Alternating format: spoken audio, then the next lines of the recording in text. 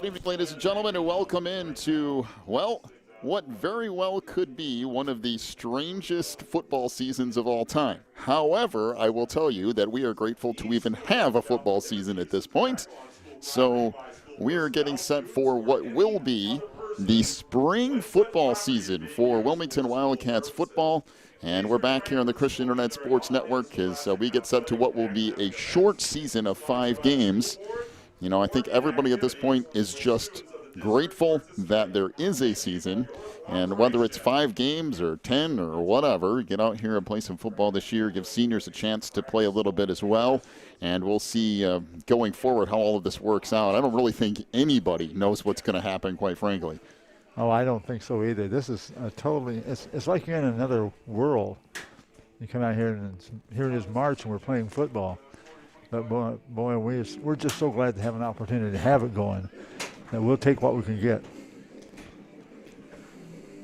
So both teams out there at the moment, and we're getting through the initial warm-ups here. We'll kind of run through what this is going to look like for a football season, because for 5 games, it's all essentially what would be conference games here. They originally were going to have it at 6, but trimmed it back to 5 because the IHSA rules on either side. So you had basketball kind of coming up towards the beginning of the football season. You have baseball starting exactly after this, and there's only like a week or 2 in between there, and you need a certain amount of break in between sports. So they were worried that if they didn't have that extra week, that a lot of guys would be unavailable one way or the other for that. So that's why they're going to play that 5-week schedule instead of 6. And of course, a much different atmosphere here tonight in regards to fans and all that stuff, too. I saw that Wilmington didn't have a kicker listed on the roster, but there is one. And it's number 20, Alan Richards, will be kicking for the Wildcats this year. Boy, it just seems like it's been a long, long time since we've been in a football game. Well, it's because it has been a long time. I mean, when you talk about COVID and this entire year-long, year-plus time since everything's been shut down, we are right at about the year mark from when everything shut down last year. I mean, right in the middle of March here, when everything shut down, everybody went home, nobody was in school, and now, of course, things starting to come back. But with that, numbers fluctuate and all that with COVID. And we're hopeful that this will be a full 5-game season. We know Illinois has been one of the more conservative states on that end of things as far as closing everything down and doing all that.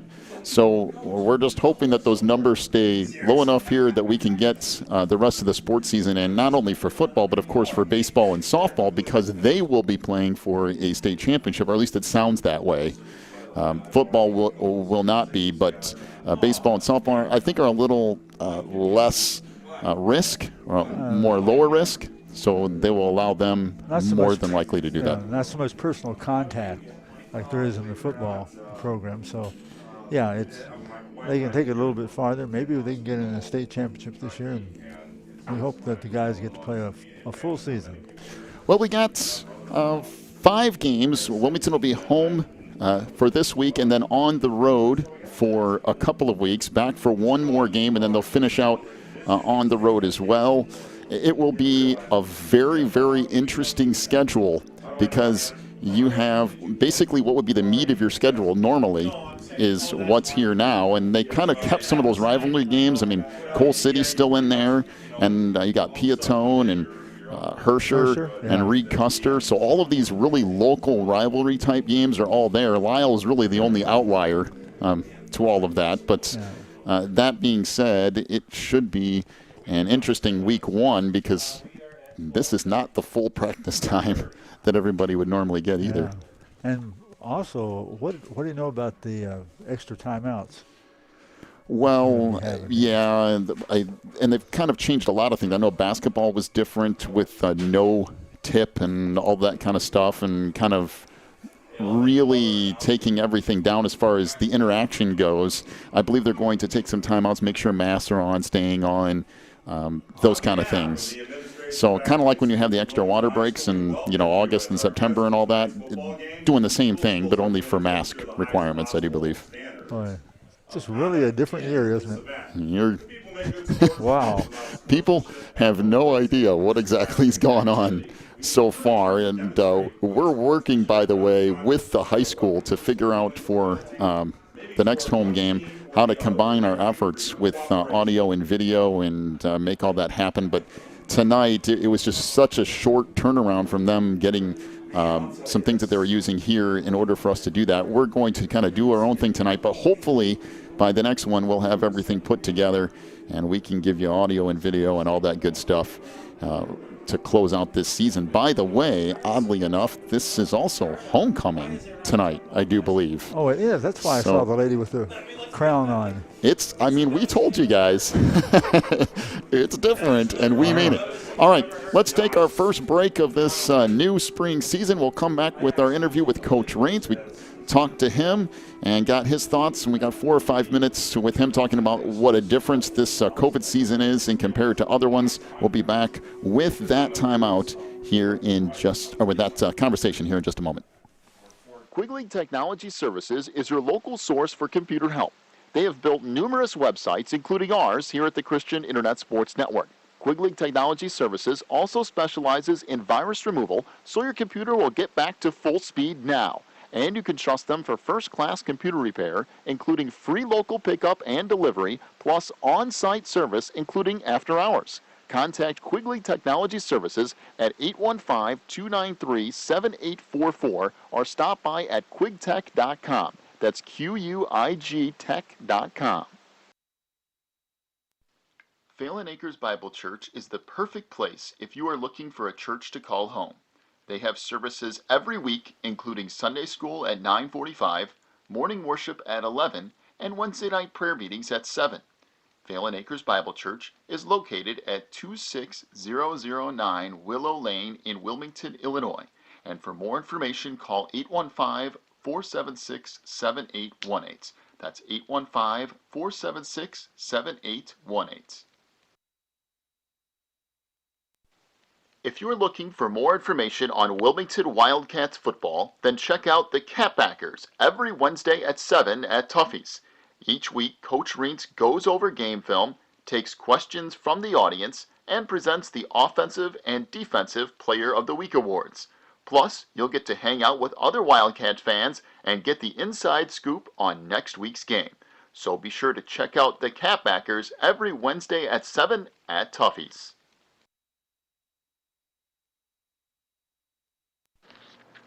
Welcome back here on Wilmington Wildcats Weekly, joined now by the head coach of the Wildcats, Mr. Jeff Raines. And boy, I bet you never thought that in the middle of March we would be doing this and you'd be getting ready for a football game, but here we are. Everybody at this point, I'm sure, is just glad that we're having some sort of a football season, but this has to be the weirdest year on record. Oh, it really is. This is, as I was saying at Catbackers the other night, I was to the point where I thought for sure we weren't playing, and sure enough, it turns around in a hurry, and we're able to play football. And just so happy for our kids that we get the opportunity. And so we've had to turn around in a hurry and get our act together, coaching-wise, and get the players going. And so we'll see how it goes for the 5 games coming up here. But our kids get a shot to play, so we're happy about that. So give us a little rundown on timeline-wise, like when you find out that there is going to be a season, and then figuring out when that kind of can begin and sandwiched in between sports and kind of how all that worked out. Yeah, no, it's so matter of fact, I was just saying the other night too, I told the kids, we got to the point where I was honest with them, and I said, hey, I don't know if we're going to play, and I just want to be upfront with you guys. We've been waiting all year. And sure enough, they come back, and a couple days later, and they say we're playing. And so I was able to take a look at that, and we're playing. So now you get the kids back. We got to pass out equipment. We got to get all that stuff done. We got to get together coaches-wise about preseason practices and stuff. And so we got all that worked out. And then conference-wise, we could play 6 games, but they brought us back to 5. Only because the sports were overlapping so much. So you had, if a kid, for an example, played all the way through basketball season, they would have to sit out some of football. If a kid played all the way through football season, they'd have to sit out the first couple of games of baseball. So our conference cut down a little basketball so everybody could be all right for the fall sports in the spring, if that makes sense. And then they cut down a little bit of football so everybody would be able to play in the baseball, the spring sports, and not have to sit out. And I wasn't happy about it at first, but when I then looked at everything, kids don't have to choose to go out for sports. Everybody can play, and so I think it's a real positive move. Well, now you get conference games, more or less, and you have 5 of them, which is weird to begin with because you usually get that first week or two. And now you've got guys who have been kind of off. We talked the other night, too, about having summer to kind of work out and get ready and ramp up to that. And now you're trying to kickstart in 2 or 3 weeks what has been taking a longer time before. And I'm sure that's getting them in the mentality of where they need to be has to be a battle. It is. And our kids have been really good with it. But, I think our kids' first battle was they had to accept that there's not going to be a playoff system.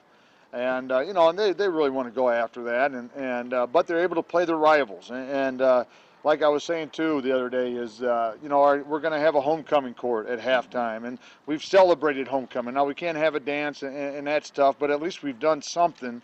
We got a king and queen. We got a court. We're trying to make it as normal as possible. Sure.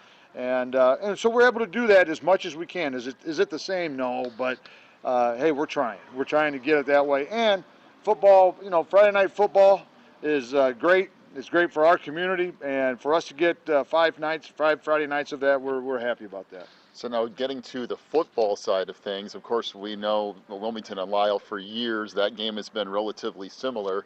Are we expecting the same thing in this one as well? I would think. I think, first off, how's the field conditions going to be? I think that's a big thing. We got a lot of rain that came during the week.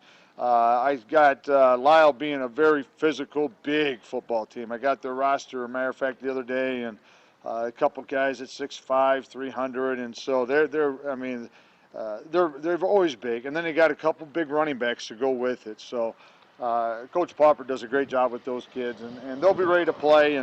And for us, and we got first game things going on, meaning, okay, we got a plan, but okay, how does it work, And so you always need that first game, and they always say the biggest improvements goes from game 1 to game 2, and I definitely see that happening this year where, every coach feels behind because he didn't have June and July, and their preseason practices were cut down. But, that's okay. We're able to play football, so we're happy. All right, Coach, let's see how this thing goes. We'll Good see luck how tonight. it goes. I appreciate it. Thank you. Yep. All right, Coach Jeff Reitz joining us here on Wilmington Wildcats Weekly. Take another break, come back, and get you set for opening kick in the middle of March. We're back in just a moment. You're listening to the Christian Internet Sports Network. Teresa's Family Styling Salon in Wilmington is an all-ages salon that will style your hair for that special look. They offer cuts, perms, and coloring for any fashion. They also carry Paul Mitchell and Brocato products. Teresa's Family Styling Salon is located in the Southgate Plaza in Wilmington, and you can call for an appointment at 815-476-955. That's 815-476-1955.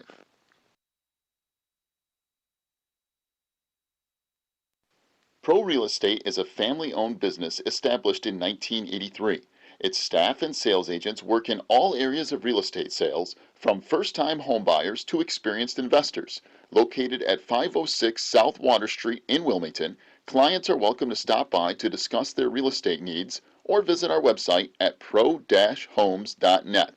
For a private consultation, contact us at 815-476-7916. Back here on the Christian Internet Sports Network, getting set for opening kick tonight from Wilmington.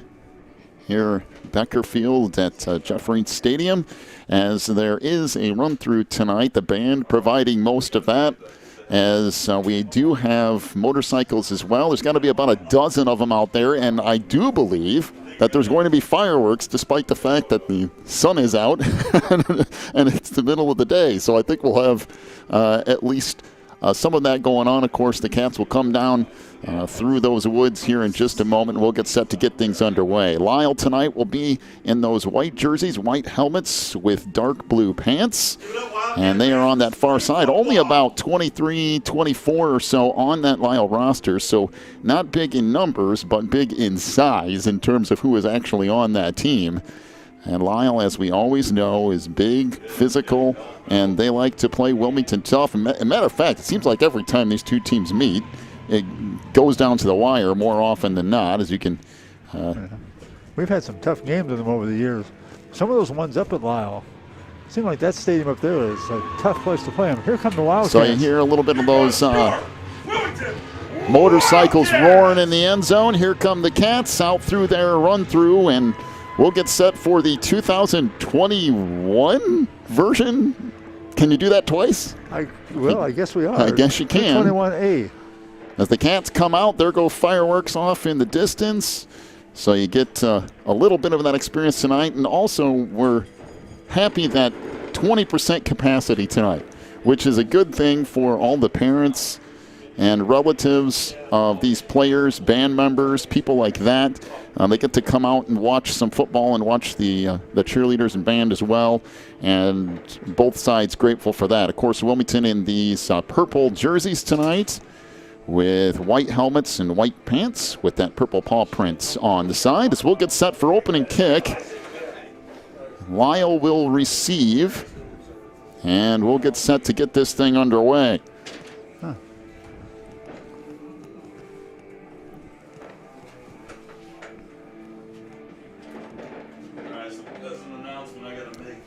So the Lions back deep. Cole Campbell and Gabe Quinones back deep for Lisle. As Wilmington getting set to kick off here.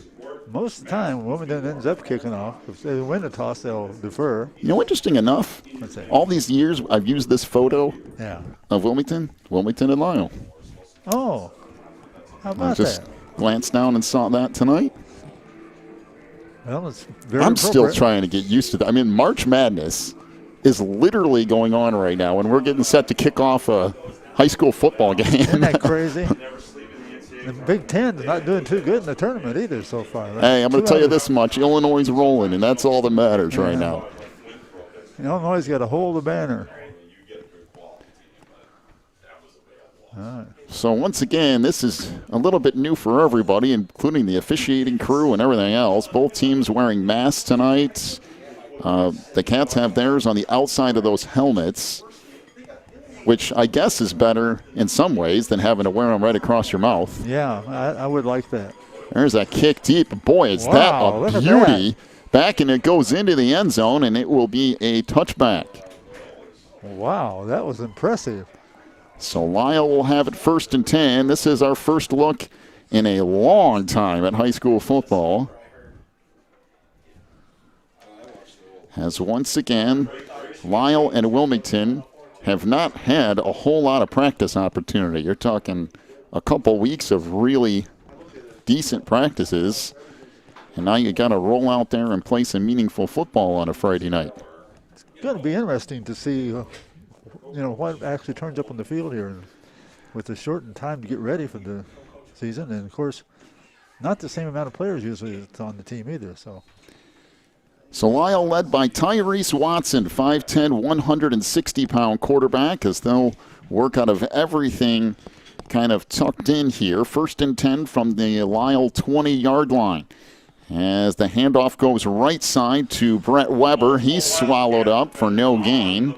And it will bring up 2nd and 10 for Lisle. Lyle's version of that double wing. Running very much the same way as Wilmington, although Lisle in the past has tended to pass a little bit more out of this.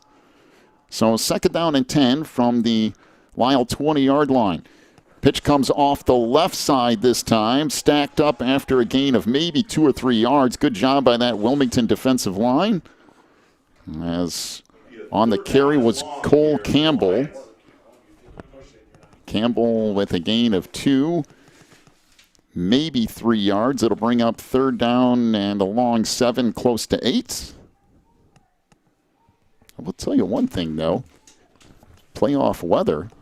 Beautiful today, isn't it? It's into the upper 40s here tonight. A little chilly, but boy, it's pretty. Third down and a long 7. Rolling near side is Watson. Looking downfield, and he's sacked back at the 15-yard line. On the play is Alan Richards, the 6'2", 205-pound junior. Richards with the sack.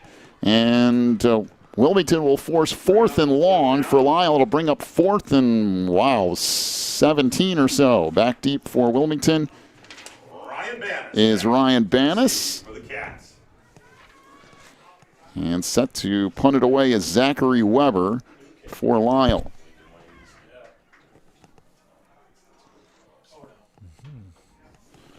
Kick is a low line drive. That's going to bounce at the 32. Gets a little bit of a Lisle roll, but this is going to be great field position for Wilmington. They'll get it at the Lisle 40-yard line with 10:05 to go in the opening quarter.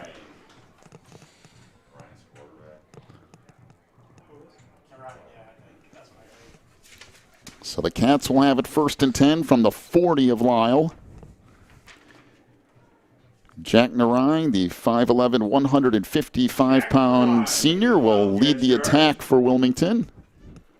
Of course, with Trey Shaw over on the sideline here, the Cats will have to go to some different weapons here in this spring version of high school football. As Narine up under center, out of the double wing for the Cats. First handoff of the year comes right side, and a decent gain, a gain of 6, close to 7. Is on the carry is A.J. Myers, the 6', 180-pound senior. Myers takes it all the way down to the 33-yard line of Lisle. Bring up 2nd down and 3. Good start for Wilmington here on the first play of 2021. I like to see that nice blocking up front. 2nd down and 3. Everybody packed in again. Franzen to one side, Myers to the other. AJ in motion again. Pitch comes right side. He gets down near the 30. I'm not sure he quite got to the first down territory, but he did get close. And he'll bring up 3rd down and a yard after a gain of 2. A little bit of the timing was off in the backfield that time. The quarterback turned around to hand the ball off and almost had AJ running right into him. We'll try to get you caught up on a lot of these linemen and stuff, too, as we go through things here tonight. As Narine under center, 3rd down and a yard, and end up with a 1st down. Gained about 2. It actually really depends where the officials spot it, but Narine kept it and got, 1, really, by the time they spot it, but it will be enough for a Wilmington 1st down. So up front for the Cats, Zach Welsh at 6'1", 200 pounds. Nick Gornick at 6'1", 215. Lucas Spangler, 6'3", 270 across that right side. On the left side is Nick Sanford, 6'4", 235. And now shotgun formation here for Wilmington. Pitch goes left side. Trying to get the corner is Cody Franzen. He got tripped up after a gain of a couple. I'm going to tell you something. That's not a formation you see very often on a Wilmington. They stacked to the left side. They actually had 2 backs to the left side just set behind the line of scrimmage, and then shotgun with 1 back to the right of Narine. That was really unusual for Wilmington to run off that offensive pattern. So 2nd down, we'll call it 7, be a little bit generous here. Down to 7:45 to go in our opening quarter. By the way, also on that left side is Dominic Dingillo, the 5'8", 215-pound junior. That's, again, out of the gun. Narine drops back, fires right side, caught, but for a minimal gain. It was caught by Aiden Wooters, the fullback, and a gain of a couple more. Bring up 3rd down and a long 5, close to 6. Wilmington trying to mix it up a little bit here early. Again, like any other season, week 1 is the most unknown thing you could possibly have because you really don't know who's going to really be ready to go where or what's going to work the best until you get a weekend. And the most growth, like Coach Reitz was talking about, is from week 1 to week 2, no doubt about it. Narine up under center, back to the double wing for Wilmington. Handoff goes off the left side. This is Franzen down to the 20. He'll pick up about 5 yards. It will not be enough for the first down. It'll bring up 4th and less than a yard. Ball just outside the Lisle 20-yard line. So big 4th down here for both of these teams early. And, of course, if you're Wilmington, you know, as long as you keep this field position where it is, you feel pretty good about things.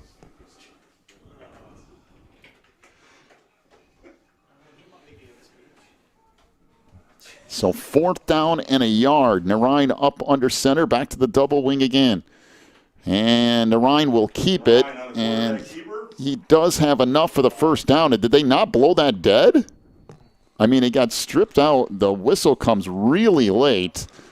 I mean, they let things go and go and go, and then finally, I mean, Lisle probably ended up with that. They do, but that's the, I mean, did they, no, they call it first down for Wilmington. First down, Wilmington. Wow.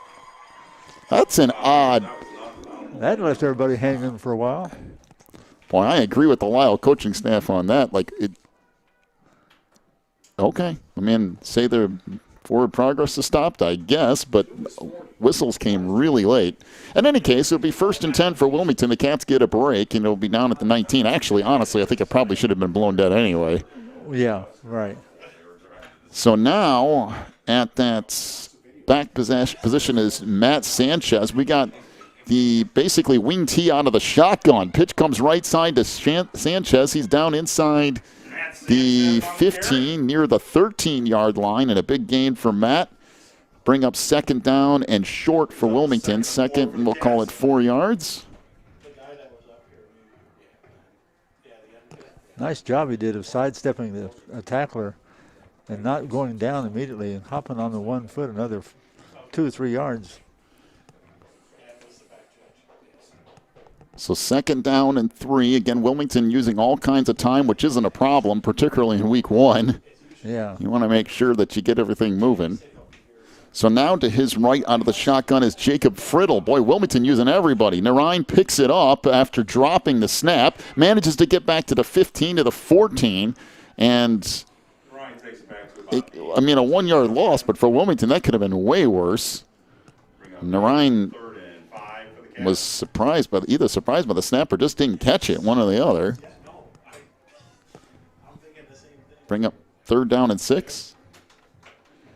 This has been an interesting offensive attack for Wilmington. I don't think I've ever seen them go to shotgun this much without losing in 4th quarter, maybe ever. It is a little bit of a shock, huh? So the Cats back to the double wing here with Sanchez to one side and Jacob Friddle to the other.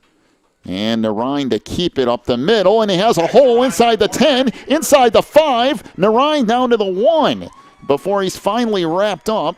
And it will be 1st and goal for Wilmington from there. Boy, Narine just kept going, kind of spun away, kept pushing forward, and to bring up 1st and goal from the 1 for Wilmington with 3:50 to go here in the opening quarter. Trying to figure out the position of where they were, if they was down to 1 or 2. So again, back to the double wing. This time, A.J. Myers to the far side.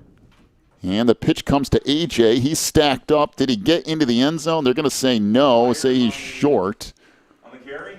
And it'll bring up 2nd and goal, and I mean just outside the goal line. And actually, he had the ball punched out of his hands, too. Managed to come back up with it, though. Oh, who was it that did? Myers. Myers.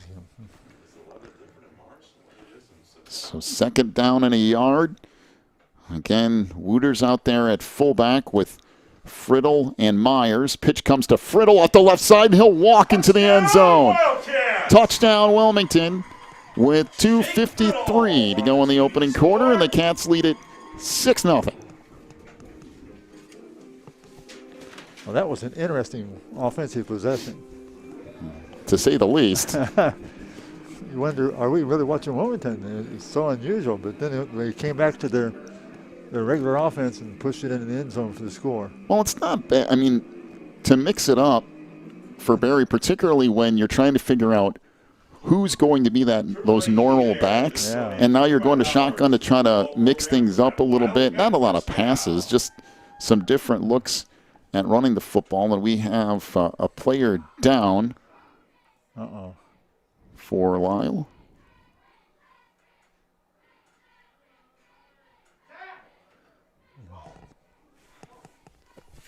Let's see who that is. It's Brandon Easterling, 5'10", 180-pound senior, limping off the field on the far side. And Lisle doesn't have a whole lot of extra people, I'll tell you that much. Yeah, you don't. Yeah. 22 or 23 on this roster. And of course, Wilmington's without Trey Shaw. He's wearing a brace on his leg walking around here, so they're short one guy, one of the most important guys. So Wilmington will get set to try to tack on the extra point here.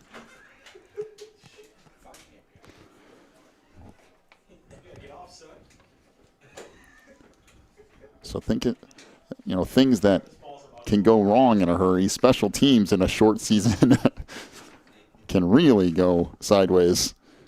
So Alan Richards on to attempt the extra point.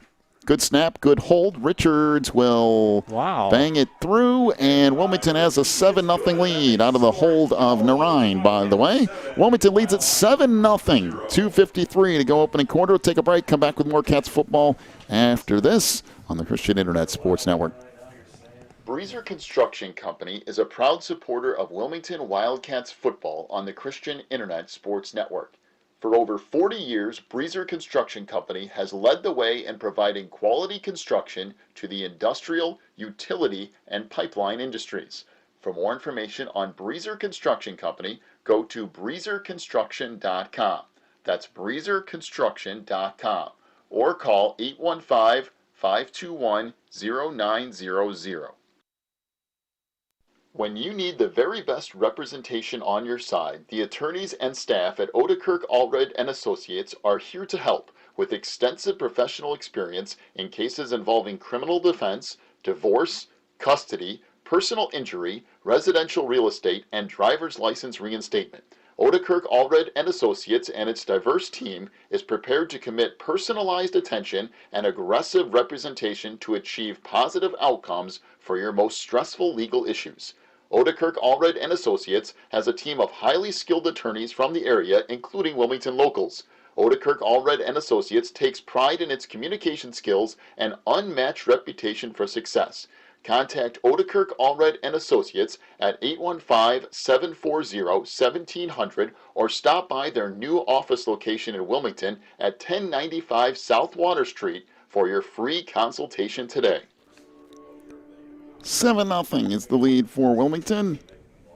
Here with 2:53 to go in the opening quarter, and another kick back deep. That's going to go into the end zone too, and that will be another touchback off the leg of Alan Richards. And boy, that's 2 kicks, 2 touchbacks. He has quite a leg. I was watching him practice.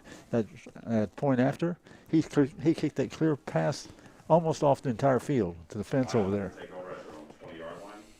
So Lisle will have it 1st and 10 from their own 20. And last time they went backwards 7 yards. So we'll see what Lisle can do here. Again, everything kind of packed in. And we have a timeout to Wilmington.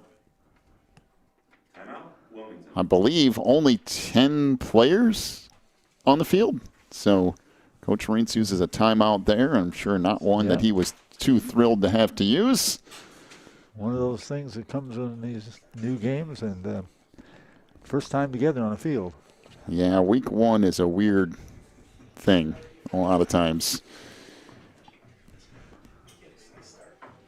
I like these water wagons that they have for the guys this year. It is, yeah, that is interesting.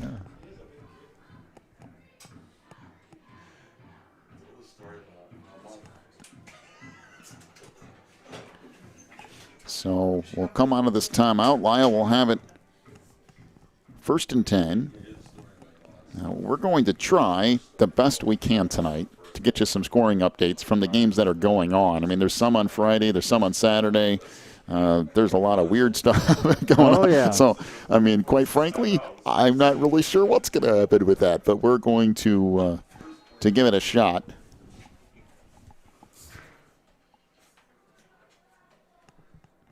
So 1st and 10 for Lisle from the 20-yard line, going right to left here. That's got to be false start, doesn't it? No flag? Okay. Well, Wilmington stacks it up anyway. The guy on the near side said he gained 2 yards. Well, defenders stack up the play. It is 2nd down and 10. All right. Well, that's very generous on the 2-yard gain.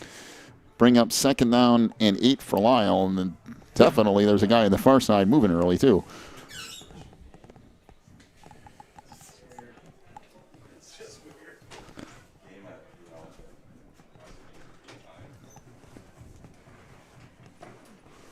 All right, 2nd down and 8.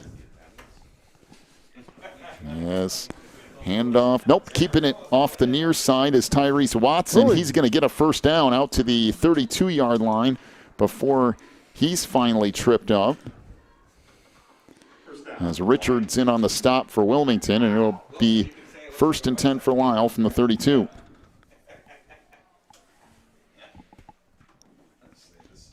Oh, didn't see.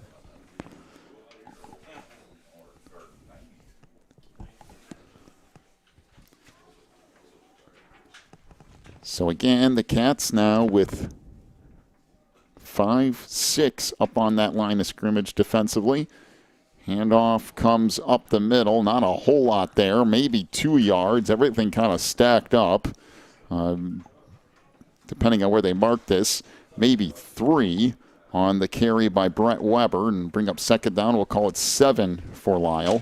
Again, up front for Wilmington, you have Dominic Dingillo along with Aiden Wooters. A.J. Myers is out there defensively. Cody Franzen, Narayan playing defense as well. Sanchez playing that far side defensive back position. As handoff on the misdirection, that doesn't go anywhere. A.J. Myers in the middle of that to kind of stack everything up, but he had plenty of help too. And it'll bring up 3rd down and 7. Of course, Nick Gornick out there as well. Tyler Willis on that defensive line. I believe Spangler's out there at the moment. So 3rd down and 7 for Lisle from their own 35-yard line. Again, their version of that double wing, rolling right side. And trying to get away is Tyrese Watson. He got hammered on the throw. It's picked off. Narayan up the sideline off the interception inside the 20-yard line. And he's finally stopped there. And I'll tell you what, Tyrese Watson got absolutely hammered on that throw. And Narayan stepped in front and picked it off. And that was done very well on both ends for Wilmington defensively. 20 seconds to go in the opening quarter. Wilmington knocking on the door again at the Lisle 19-yard line.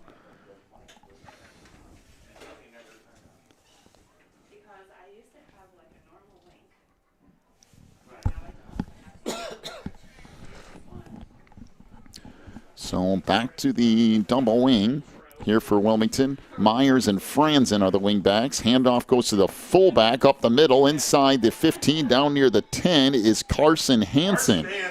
5'10", 190-pound junior. And I mean Wilmington is using everyone. We've seen, what, 7 different backs? At least. We've seen 2 different fullbacks, 4 or 5 different wingbacks, and Wilmington just keeps moving the football. That was a gain of 9. It'll bring 2nd and a yard after we come back from the end of quarter break. Wilmington leads at 7-0. Back with the start of quarter number 2 in a moment. You're listening to Wilmington Wildcats football on the Christian Internet Sports Network. The launching pad is back, and the kitchen is now open 7 days a week. The iconic Route 66 restaurant. Warren's Collision Center is now at 860 Easy Street in Braidwood. They accept all insurance companies, and as always, customer service is their top priority. Contact Warren's Collision at 815-458-3300, stop by online at warrenscollision.com, or visit in person at 860 Easy Street in Braidwood. Warren's Collision Center is open from 8 a.m. to 5 p.m. Monday through Friday. Warren's Collision Center, where they care beyond the repair. Quigley Technology Services is your local source for computer help. They have built numerous websites, including ours here at the Christian Internet Sports Network. Quigley Technology Services also specializes in virus removal, so your computer will get back to full speed now. And you can trust them for first-class computer repair, including free local pickup and delivery, plus on-site service, including after hours. Contact Quigley Technology Services at 815-293-7844 or stop by at quigtech.com. That's Q-U-I-G tech.com.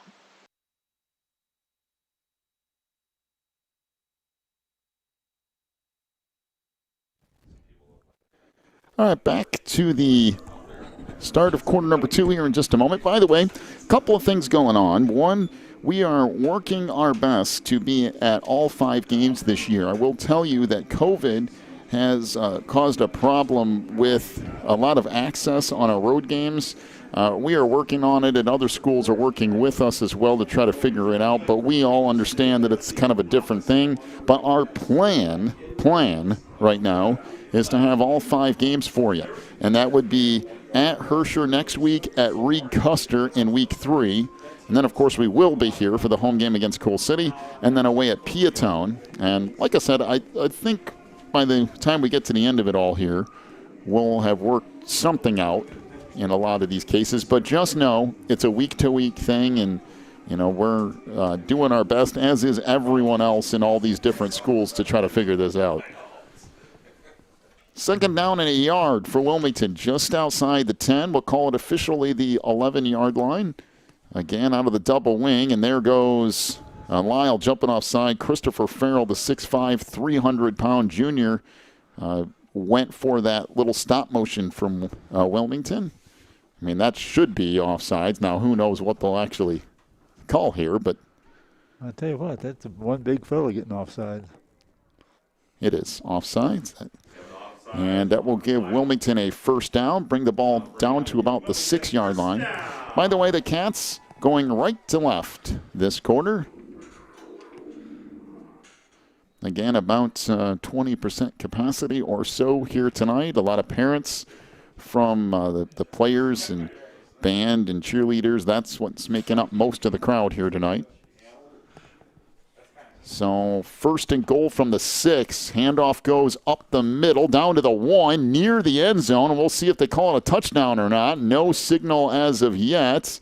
And they're going to say second and goal off the carry from Carson Hansen. So Hansen got all the way down to the 1, almost into the end zone. And again, Wilmington knocking on the door. 11:30 and counting here in this second quarter. I was looking off past that left side of the field. Whoever built that playground out there, that's amazing. Isn't that something? So I'm just glancing out there. I'm like, wow, that's unbelievable. Handoff goes left side, and touchdown. Far side official calls it a touchdown, and boy, was that close. I had to fight that. I'm not even. Who ended up with the football? The Cats get a score. There was about a mass of humanity at the goal line, but Wilmington, in any case, will make it 13-0 off a 1-yard run. I think maybe it was A.J. Meyer. I don't know. That's what I was going to say, but I couldn't see who ended up with the football. I think A.J.'s going to get credit for it here. Well, that's what it's going to go as for now. So on to attempt the extra point is Richards out of the hold of Narine. Good snap, good hold, and the kick is good by Richards. Make it a 14-0 lead for Wilmington. 11:10 to go in our opening half. Take a break. Come back with more Cats football in a moment here on the Christian Internet Sports Network. Phelan Acres Bible Church is the perfect place if you are looking for a church to call home. They have services every week, including Sunday school at 9:45, morning worship at 11, and Wednesday night prayer meetings at 7. Phelan Acres Bible Church is located at 26009 Willow Lane in Wilmington, Illinois. And for more information, call 815-476-7818. That's 815-476-7818. If you're looking for more information on Wilmington Wildcats football, then check out the Catbackers every Wednesday at 7 at Tuffy's. Each week, Coach Reentz goes over game film, takes questions from the audience, and presents the Offensive and Defensive Player of the Week awards. Plus, you'll get to hang out with other Wildcat fans and get the inside scoop on next week's game. So be sure to check out the Catbackers every Wednesday at 7 at Tuffy's. 14-0 is the lead for Wilmington here over Lisle. 11-10 to go in our opening half. I will say Wilmington has been ready to go tonight. Yes, they have been. The defense has been pretty tough so far. And the offense has clicked just enough. They've got 2 touchdowns, and we're only just barely starting the second quarter. Well, let's see if Richards can get a touchback here. I'm not sure that one's going to make it this time around. Down to about the 7, and it'll be returned out across the 20, 25, and then slung to the ground. On that return is Cole Campbell, and Walensky with the stop, so it'll make it a 1st and 10 for Lisle at the 25, almost the 26. So far, Wilmington has been pretty good defensively. They've given up 1 first down to Lisle. They forced a turnover on the interception by Narine. Yeah, they had the one 12-yard run for the first down. Other than that, the Wildcats have pretty well silenced them. So 1st and 10 for Lisle, just across the 25-yard line, going left to right here in this second quarter. Handoff goes to Campbell off the left side, has a little bit of room, gets out near the 30-yard line before he's tripped up. Give him about 4 yards, bring up 2nd and 6 for Lisle. Been a long time to get 4 yards, didn't they? Yeah, just kind of strung out a little bit, waiting for things to open up. Actually, more like 3. They moved it back to the 29. So again, back up under center is Tyrese Watson. On 2nd down and 7, Wilmington with, again, 6 people on that line of scrimmage. There was a fumble off the snap. I think Watson got it back, but maybe not. Wilmington saying they have the ball. We'll wait and see. And it is! It's Wilmington football. Well, that did not look like that was what was going to happen. I thought Watson got back on top of it, but he didn't. And Wilmington forces another turnover. And once again, the Cats start deep in Lisle territory. I mean, every drive has been inside the Lisle 40. And for the Lions, that is not a key to success. 1st and 10 from the 28.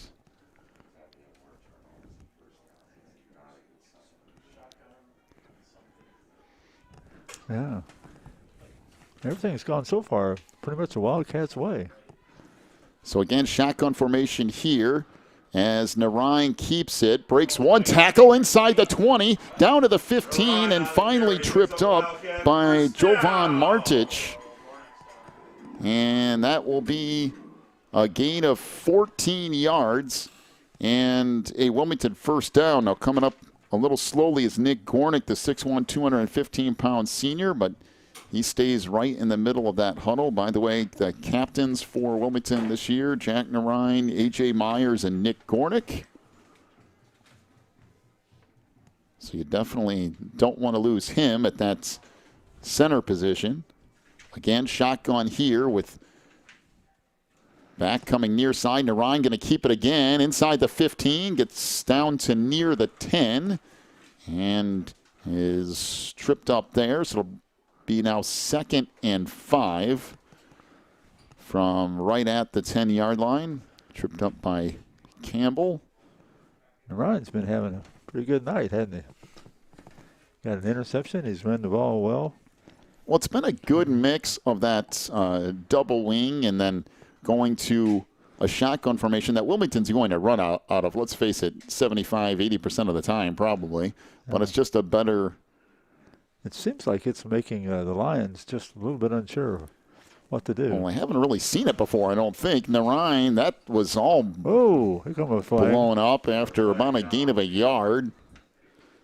And something didn't look right on that play for Wilmington, no doubt. Let's see what this penalty is, but nothing went smoothly off that snap. 9:02 to go here in our opening half with Wilmington at 14-0 lead. And that's going to be a face mask. But again, not really what I thought was going to happen, but the Cats will take that penalty.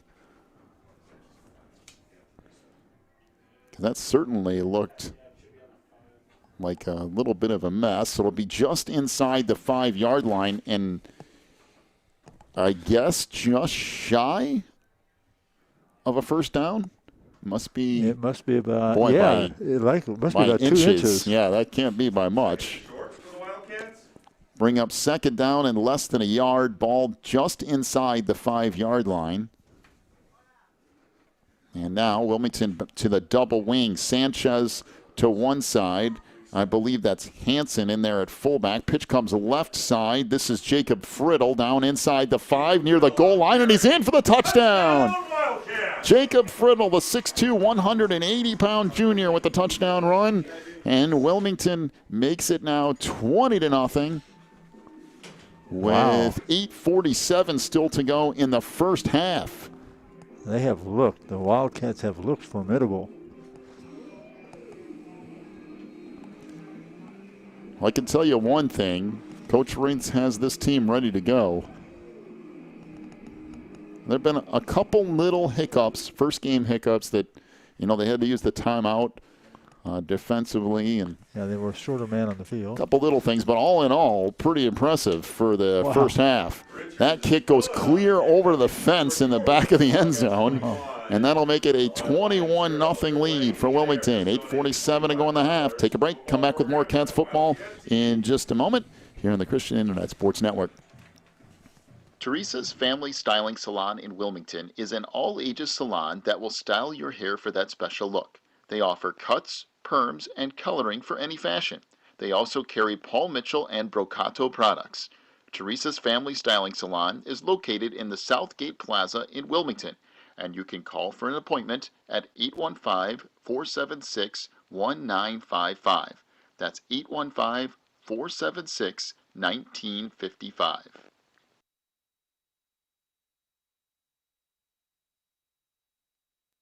Pro Real Estate is a family-owned business established in 1983. Its staff and sales agents work in all areas of real estate sales, from first-time homebuyers to experienced investors. Located at 506 South Water Street in Wilmington, clients are welcome to stop by to discuss their real estate needs or visit our website at pro-homes.net. For a private consultation, contact us at 815-476-7916.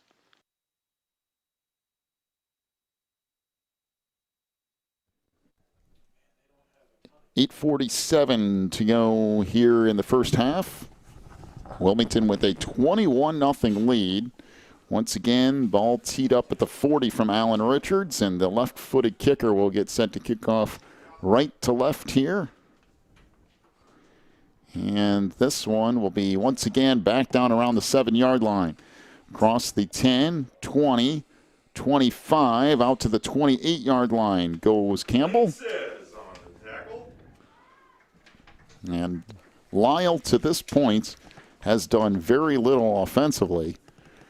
And we'll see what they go to here. I mean, it doesn't strike me as they're going to be passing the ball a whole lot. And down 21-0, that could be a little bit of a problem. Well, they haven't had a lot of success in their offense yet. And Looks like Wilmington's going to come up and crowd the line of scrimmage again. So handoff goes left side. This is Quinones trying to get the corner, and he won't get there. Wrapped up for no gain. Franzen out there along with Narine, and we'll make it 2nd down and 11, almost 12. And I'll give Lisle credit, though. They've tried a few different things. They've run the ball to the outside. They've run the ball to the middle. They've tried to pass it once or twice. But Wilmington defensively has been there for an answer. Yeah, they certainly have been.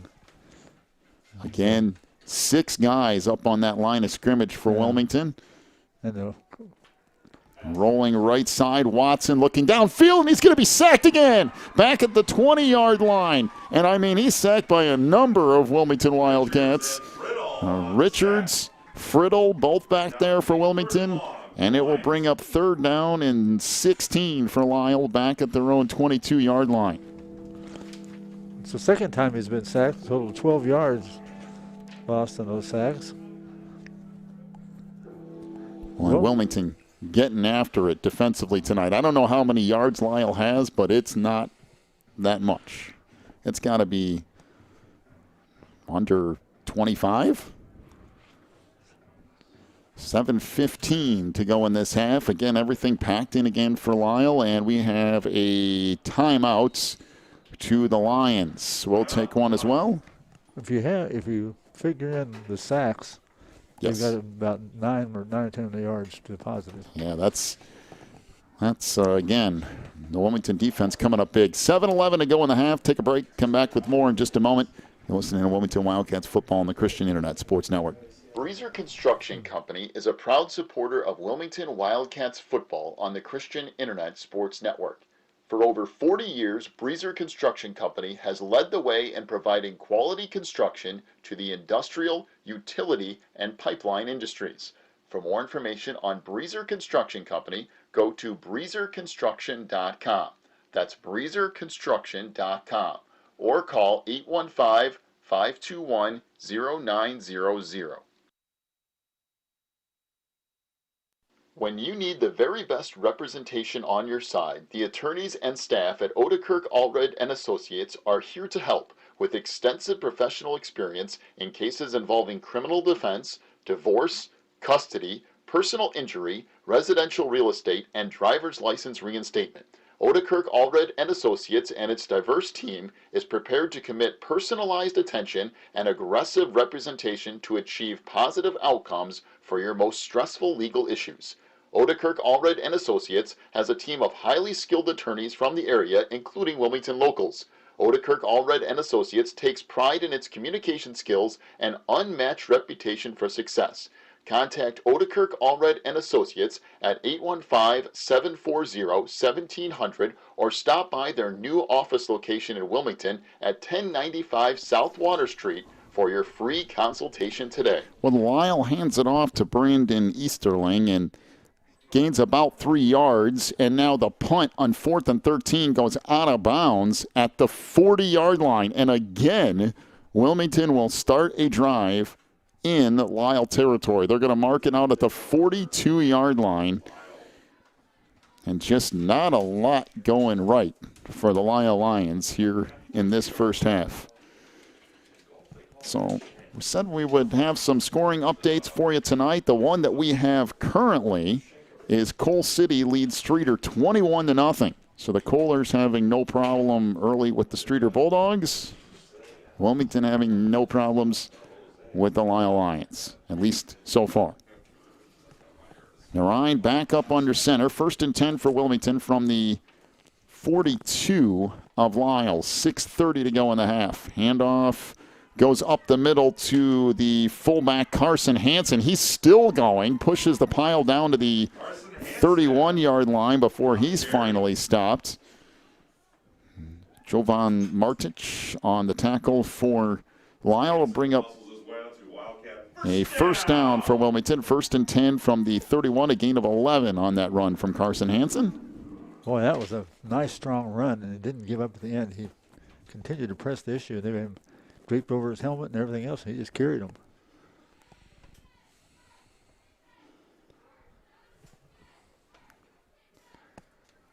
So out of the shotgun here, Narine pitches it this time to the right side, a little bit behind Myers. Everything blown dead here on a late flag coming up the middle of the field. And some sort of illegal motion for Wilmington, more than likely. Yeah, that's, yep. So they call the Cats for a false start. That's about the only time Wilmington has been stopped tonight. A loss of 5 off that penalty. It'd bring up 1st and 15 for Wilmington, back out to the 36-yard line. Again, stick around for our halftime show. Coming up in just a little bit, we'll have scoring updates, at least the scores that we can find for you. Pitch comes left side this time, inside the 30, down to the 27-yard line goes Caden. Oh, that's Franzen, excuse me. Cody Franzen on the carry. So Cody Franzen worked off the left side, picks up about 10 yards. It'll bring up 2nd down and 5 for Wilmington. Again, nice job running around the left end. Some beautiful blocks open up the holes for him.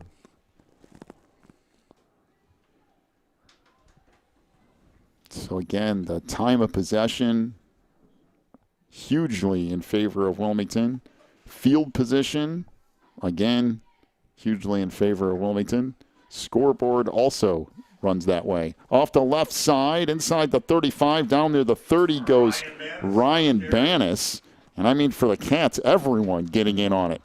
I mean, that's the 7th person to run the football tonight for Wilmington, I do believe, 6th or 7th. And another first down, a gain of 6 more, and it'll be 1st and 10 for Wilmington from the 20-yard line of Lisle. 7 different people carried the ball. That's pretty amazing when you think about it, that you can just go through 7, 8, who knows how many guys tonight, and every single one of them have been successful. So again, Bannis and Friddle are the wingbacks. Handoff goes up the middle, and a huge hole running over people is Carson Hansen. He's all the way down to the 5, and I mean, he just kept going.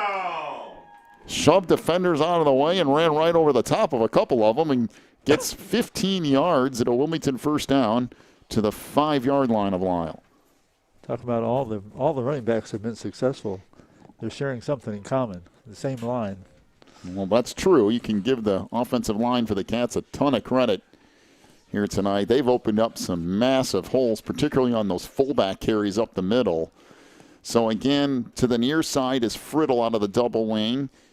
And the handoff comes left side. This is Bannis, and he got stacked up. That's really the first nice defensive play for Lisle tonight, and give them credit as they force a loss of a yard or two, and the tackle by Jovan Martic, called his name quite a few times so far tonight.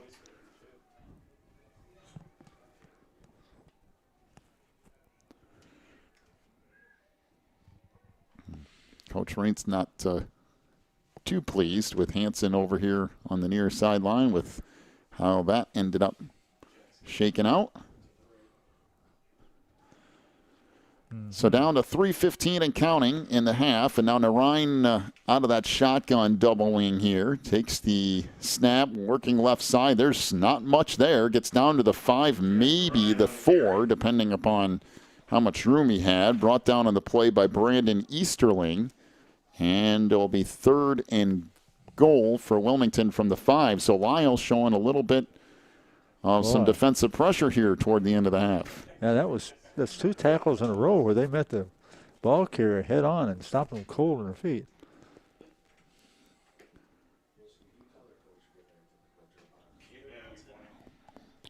So Narine up under center, double wing, 3rd and goal from the 5, and there's another penalty. So now Wilmington. Not everything is gone. Yeah, starting to sputter a little bit on this drive. Oh. So it'll be 3rd and goal from the 10. Now I'll tell you this much. I have a little bit of confidence that Richards can make a field goal or 2 this year. Oh, yeah, he's got plenty of leg. He's been kicking the ball a mile, it seems like. So if the Cats can't get it in the end zone here, wouldn't surprise me if Wilmington goes that route. So again, shotgun for the Cats. In motion is Myers. Narine fakes the pitch, and what a play drawn up off the left side. The pass is going to go for a touchdown to Tyler Willis. And I mean, that's unbelievable. The fake pitch to the far side to A.J. Myers. Narine just spun back around in a little screen pass back to the near side to Tyler Willis, and he walks into the end zone. Boy, you want to talk about some offensive play calling. That's it right there. 27-0 with 2:08 to go in the half. So Richards on to attempt the extra point. Boy, Wilmington's just managed to draw up some things tonight that are different than normal, that's for sure. Richards kicks that all the way back and through the end zone, again out past the fence. And Wilmington now leads it 28-0 with 2:08 to go in the half. Wasn't that a fantastic call? That was amazing. I mean, that was wide open off the near side. They had the whole offense was heading off the right side, passed it back against the grain to the left side, took it in. So once again, this is homecoming here tonight, which is so weird to say that homecoming is on March, 19th? Oh, yes. On the first football game of the year in the spring? I mean, I guess you kind of have to because the next one is senior night. There are only two of them. That's right. There's only so many options. So the Cats will get set to kick off here again. Boy, it's been all Wilmington and in dominating fashion. 28-0 with 2:08 to go in the half. Richards once again. Boy, he's getting a workout kicking the football tonight, I'll tell you that much. He sure is. I'll tell you, from left to right, he was getting the ball in the end zone. Right to left, it's been about the 7-yard line every time. I mean, he's a little bit of a breeze. I didn't think there was any breeze. But it's slight. Enough to just barely enough to hold it up a little bit.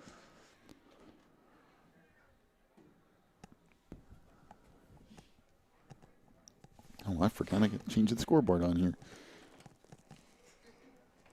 Okay, Richards walking back now, getting ready to kick the ball. Turns around. All right, Here we go. Once again, he'll approach and see where this one goes. Down to about the 5. Taken there by Campbell up the middle, across the 35, out near the 40, and finally tripped up at, we'll call it the 37-yard line as Richards, the kicker, ends up making the stop. Not the typical kicker, though. No. He can handle some business. Mr. Richards, let's see. Alan Richards, 6'2", 205-pounder. 1st and 10 for Lisle from their own 37-yard line. Pitch comes left side. That's not going to go much of anywhere. And really, honestly, there wasn't a whole lot of chance for Cole Campbell on that play. He got the pitch a little bit high, and by the time he went to cut it upfield, there was a whole host of Wildcats waiting for him. So it'll bring up 2nd down and 9. He did manage to get a yard. Yeah, with that particular play of Wildcats there, he's very fortunate. All right, 2nd down and 9 for Lisle from their own 38-yard line. They have not gotten across midfield as of yet. And keeping this is Tyrese Watson, the quarterback, and he'll get maybe another yard, and they'll bring up 3rd down and 8. Sanchez on the stop for Wilmington. Well, Lisle, I don't know if they'll break 20 yards for the half. It's going to be close. Unless they come up with some sort of big play here, Wilmington will actually get the ball back again. Down to 50 seconds and counting here in the half, although I think Lisle is in no hurry to run a play. Yeah, they're taking their time. So 3rd down and 8. And Watson handed it off up the middle to Brandon Easterling. He gets tripped up after a gain of 3, maybe 4 yards. Bring up 4th down and 4. Spangler makes the stop for Wilmington, and that's going to bring us to the end of the first half unless Coach Reen selects to do something with this, and there's really no need to. No, I this don't game expect has them to. not really been one that you would need to tack on another score before the end of the half. 28-0 is the lead for Wilmington as we head to the half. What a performance by the Wildcats in this first half. We'll take ourselves a break. When we come back, got a few things for you. We'll take a look at the IHSA football scoreboard, and we'll also take a look at some different things going on, including March Madness and some other stuff as well. Get you caught up on a few things there. It's going to be a longer than normal halftime, maybe slightly longer than normal, with a little bit of homecoming stuff. We're looking at 18, 20 minutes or so. So we'll take a break, come back with your first half stats. We'll follow that up with some scoring updates as well. Wilmington leads at 28-0 at the half. We're back with more in a moment. You're listening to Wilmington Wildcats football on the Christian Internet Sports Network. Warren's Collision Center is now at 860 Easy Street in Braidwood. They accept all insurance companies, and as always, customer service is their top priority. Contact Warren's Collision at 815-458-3300. Stop by online at warrenscollision.com or visit in person at 860 Easy Street in Braidwood. Warren's Collision Center is open from 8 a.m. to 5 p.m. Monday through Friday. Warren's Collision Center, where they care beyond the repair.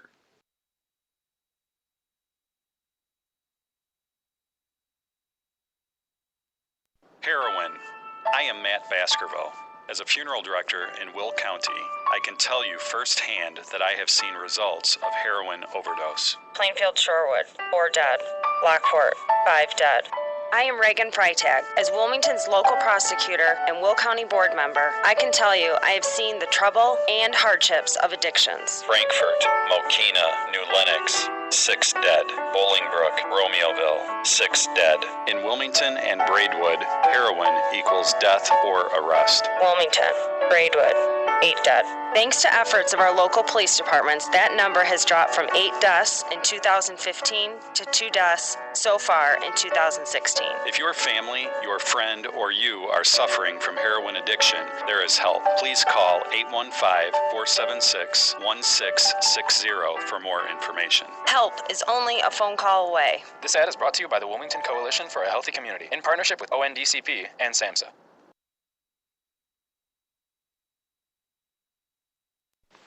Quigley Technology Services is your local source for computer help. They have built numerous websites, including ours, here at the Christian Internet Sports Network. Quigley Technology Services also specializes in virus removal, so your computer will get back to full speed now. And you can trust them for first-class computer repair, including free local pickup and delivery, plus on-site service, including after hours. Contact Quigley Technology Services at 815-293-7844 or stop by at quigtech.com. That's QUIG tech.com. Phelan Acres Bible Church is the perfect place if you are looking for a church to call home.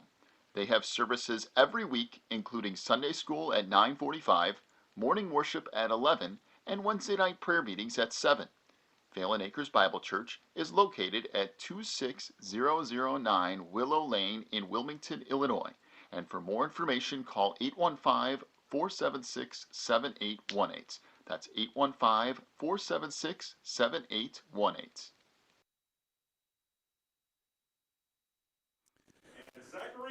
Back here on the Christian Internet Sports Network, Wilmington leads Lisle 28-0 here at the half. It is homecoming night tonight for Wilmington, as they had to wait a little bit of time to do this, but they get a chance to do the homecoming walk as well, and we'll go through our first half stats while they are doing that and get you set for the second half as well. Let's talk first off about the Lisle Lions. And they tried a few different things in the first half. It's just none of them worked. No, there was a Wildcat always in front of them everywhere they went, even when they passed the ball. Quarterback Watson paid for it dearly. He got hit right square in the chest as he was throwing the ball. And Narayan picked that off and took it down the side for probably about a 15, 20-yard return. So first half stats, rushing the football for the Lions. Tyrese Watson, 4 rushing attempts for 1 yard. That, of course, includes sack total and all that kind of stuff. Cole Campbell, 3 carries for 7 yards. Gabe Quinones with 1 carry for -1 yard. Brandon Easterling, 2 carries for 7 yards. And Brett Weber, 4 carries for 5 yards. Again, 1 yard for Watson, 7 for Campbell, -1 for Quinones, 7 for Easterling, and 5 for Weber. Also, Tyrese Watson, 0 for 1 throwing the football. That was an interception that was picked off by Narayan. On the night so far for the half, Lisle, 13 rushing attempts, 19 yards. 19 total yards of offense in the first half for the Lions. For Wilmington rushing the football, Jack Narayan, 6 carries for 35 yards. Matt Sanchez has 1 carry for 6 yards, 2 for Jacob Friddle. He ended up with 5 yards and a couple of touchdowns in that first half as well. Cody Franzen, 3 carries for 17 yards. Carson Hansen ran the ball 4 times for 40 yards in the first half. A.J. Myers, 5 carries for 10 yards and a touchdown. Also, Jack Narayan, 2 out of 2 passing the football, including a 10-yard touchdown pass to Tyler Willis. 16 yards total passing. Aiden Wooters, the other reception as well. 113 yards rushing for Wilmington in the first half, 16 passing. That's 129 yards of offense for the Cats in that first half compared to 19 for Lisle. And either way, it's not a huge total for Wilmington, but you have to keep in mind they got the ball at the 40-yard line or farther every single time they got it. They got it in Lisle territory every time they touch the football. Well, you have to add this to it too. Every time they touch the football, they got a touchdown. So they had 4 possessions and 4 touchdowns. So Wilmington at the half leads it 28-0 over Lisle. We'll take ourselves another timeout. We'll come back. We'll get to your scoring updates from around the area in just a moment. Let's take that break, come back with those scores in just a few minutes. You're listening to Wilmington Wildcats football on the Christian Internet Sports Network. If you're looking for more information on Wilmington Wildcats football, then check out the Catbackers every Wednesday at 7 at Tuffy's. Each week, Coach Reentz goes over game film, takes questions from the audience, and presents the Offensive and Defensive Player of the Week awards. Plus, you'll get to hang out with other Wildcat fans and get the inside scoop on next week's game. So be sure to check out the Catbackers every Wednesday at 7 at Tuffy's. Teresa's Family Styling Salon in Wilmington is an all-ages salon that will style your hair for that special look. They offer cuts, perms, and coloring for any fashion. They also carry Paul Mitchell and Brocato products. Teresa's Family Styling Salon is located in the Southgate Plaza in Wilmington, and you can call for an appointment at 815-476-1955. That's 815-476-1955.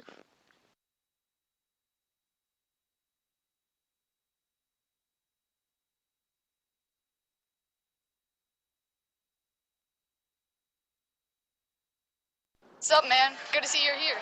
Do you want a beer? No thanks, I don't drink. Oh, come on, relax. Have some fun. Everyone else is drinking. We have a lot to do tomorrow and I can't be all hungover from drinking. Yeah, I'm having enough trouble with school and sports and clubs and so much stuff. I don't have time to be worrying about if I got caught drunk. Come on, man. This will help relax your mind and worries, and you'll have a good time. Oh, man, cops. Run. We better book it out of here. I'm so glad we weren't stupid and didn't drink. I know, right? The Wilmington Coalition for a Healthy Community is committed and proud to bring programs and resources to help area residents. Our mission is to build a safe, productive, and substance-free community through these programs. The issues and problems that come with alcohol and drug abuse are very real, and the effects can be devastating. If you or anyone you know is in need of help, please call 815-476-1660. Help is only a phone call away. This ad is brought to you by the Wilmington Coalition for a Healthy Community in partnership with Sebring Goodman Teen Institute, ONDCP, and SAMHSA.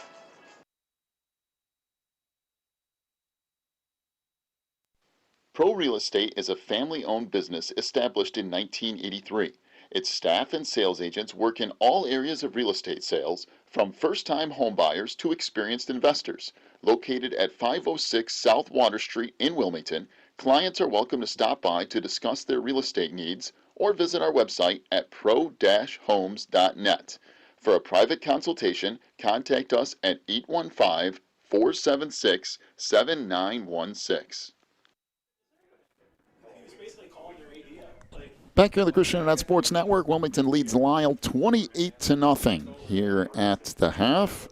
Get set to take a look at a few scores from around the area. I will tell you it's been a lot more difficult tonight to get those scores. I mean, some games were at 6, some were at 7. Not a lot of people are updating scores. I mean, it's kind of spotty across the board, but we'll get to those in just a moment. I know Jeff Dillon and everyone over at Tuffy's trying to sync up the the video and the audio tonight so that everybody can kind of hang out over there and watch the game. We appreciate you guys trying to do that and trying to get everything working over there. I think by the next home game here, we should have that synced up for you, and you won't have to worry about the sound and video and all that and trying to mix it up. But we're working on it. We were working on it today, but it just quite didn't, work itself out. But I think we're relatively confident that we can have that going here soon. But in the meantime, we're more than happy to provide the audio portion of all of that. So some scores from around the area. We don't have a lot, but we do have a few. Coal City leads Streeter 28-0. That game's still in the second quarter. By the way, Coal City led that game at one point, 21-0 in the first quarter. And now they're up 28-0 on Streeter. I'll just give you the ones that we got. Lincoln Way and Bradley Bourbonnais are scoreless. That game in the first quarter tonight. Batavia leads St. Charles East. That's 14-0 in the second quarter. Marist up on Niles Notre Dame. That's now 21-0. That game in the second quarter as well. And Sandburg leads Stagg. That's 20-0.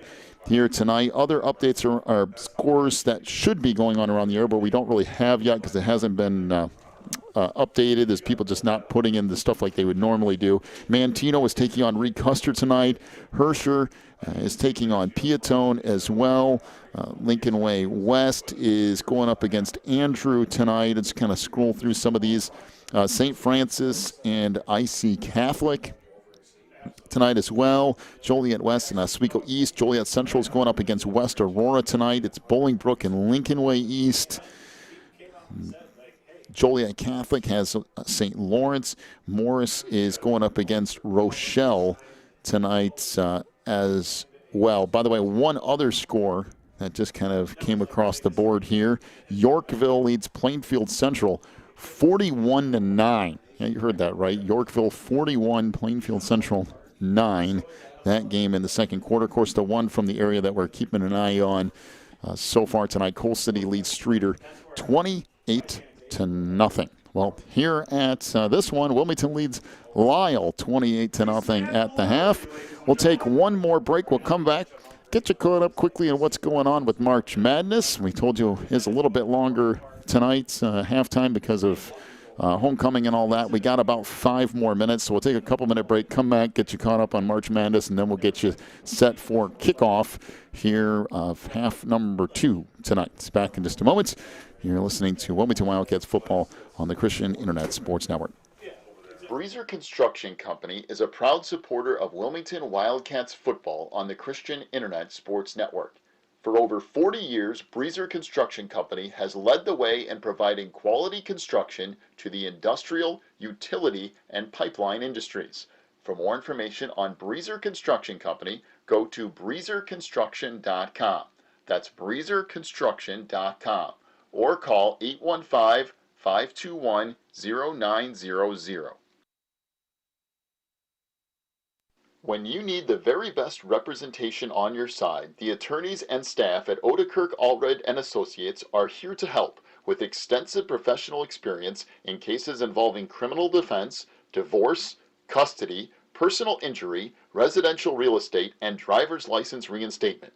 Odekirk Allred and Associates and its diverse team is prepared to commit personalized attention and aggressive representation to achieve positive outcomes for your most stressful legal issues.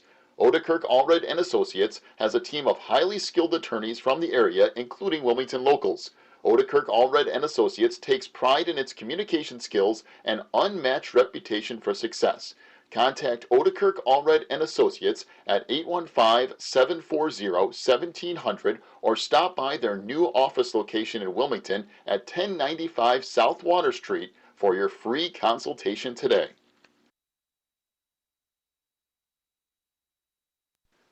Warren's Collision Center is now at 860 Easy Street in Braidwood. They accept all insurance companies, and as always, customer service is their top priority. Contact Warren's Collision at 815-458-3300, stop by online at warrenscollision.com, or visit in person at 860 Easy Street in Braidwood.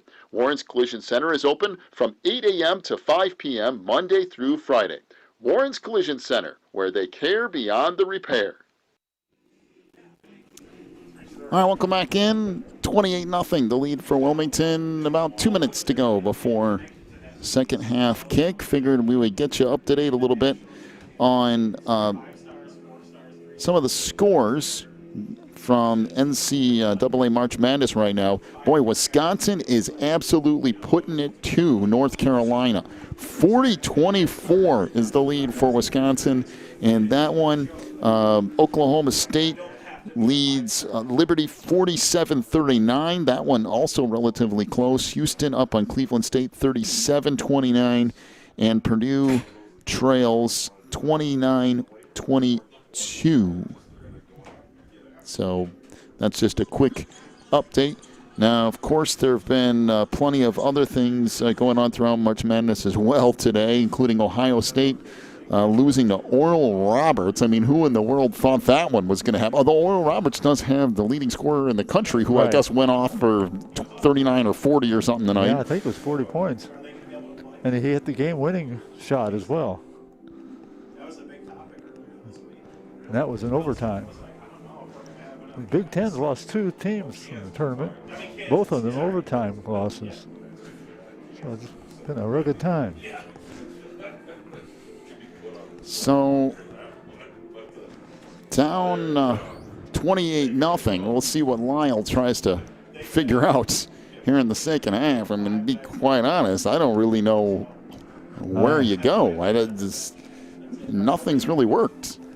Evidently, Watson was a little hope they had to making some ground, but they pretty well throttled him. He tried passing once and got that one intercepted. And I don't know. They haven't shown a whole lot of promise in any of the different guys as far as making some real yardage. And now the Wildcats will get the ball to start the second half as well. So 28-0 is the lead here for Wilmington. Gets set for the start of the second half. By the way, Wilmington should receive the football to get things underway here in half number 2. Tell you what, I had to go outside to get my telephone out of the car. I forgot and left it in there. And, man, it's quite chipper out there. It's cold. Well, I will tell you this much. We started off just like 51, 52 degrees. Actually really nice out in the sunlight. But if you looked at the weather forecast, it was supposed to be like 52, 53 around kickoff.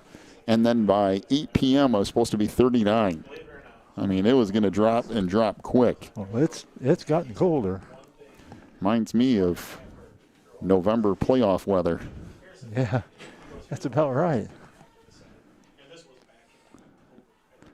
Remember that one year that Wilmington went to a state and we sat in sleet? Yeah, oh boy, I do.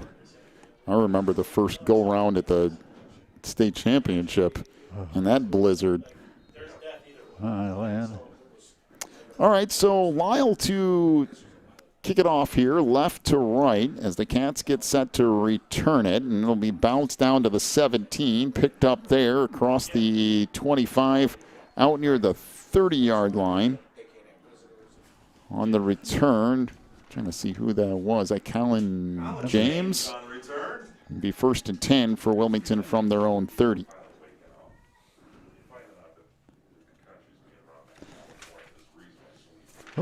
So 1st and 10 for the Cats from the 30. Again, Wilmington holding Lisle to 19 yards of first half offense. Boy, that was quite a defensive.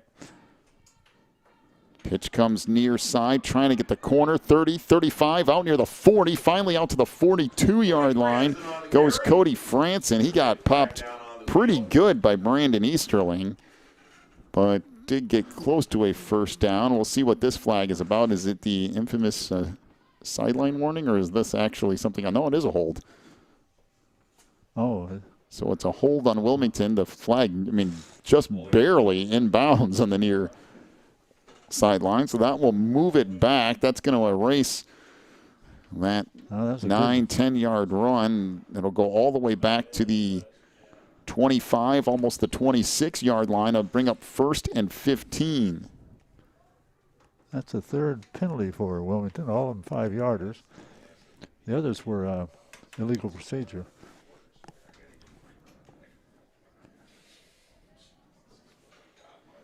So 1st and 10 for the Cats from the 26. Handoff goes up the middle, and that was just stacked up after a gain of a yard or two. On the carry was Aiden Wooters. Joseph Rainieri, the 6'1", 210-pound junior, on the stop for Lisle. And we have 2nd down and 12, and Lions need a substitution here. In fact, they blew everything dead to make sure that that can happen. 11:30 to go in the third quarter, a 28-0 Wilmington lead. Still shuffling guys in and out. So back to the double wing. Narine under center. Myers and Friddle, the wing backs. And that, I don't really think that's the way that was supposed to go. Everything got stacked up. Friddle ended up with a handoff, but it looked like he ran into Narine in the backfield, and that went maybe a yard, and that was about it. 3rd down and let's call it 10. Yeah, you got actually 2 yards to from that 2nd and 12 to 3rd and 10. Yep, just shy of that 30-yard line. So back to the double wing again. 3rd and long for the Cats. Narine rolls right side, looking down the middle of the field, fires. And is that caught? It is. Out across the 40 to the 42-yard line. Tyler Willis caught it in between 2 Lisle defenders and somehow hung on to it. That was a nice pass from Narine, and Willis got sandwiched over the middle of the field and held on for a gain of 12. Well, he's had 2 catches tonight for 22 yards. We're still in the first part of the third quarter, which for Wilmington is unusual.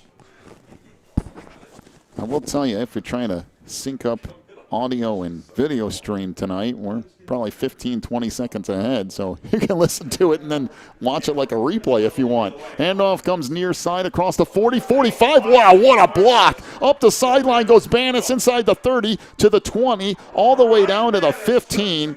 And let me tell you something, Jacob Friddle absolutely laid someone out back around the 40-yard line. I mean, that was an unbelievable block. And all the way up the sideline went Bannis down to the 15-yard line finally of Lisle.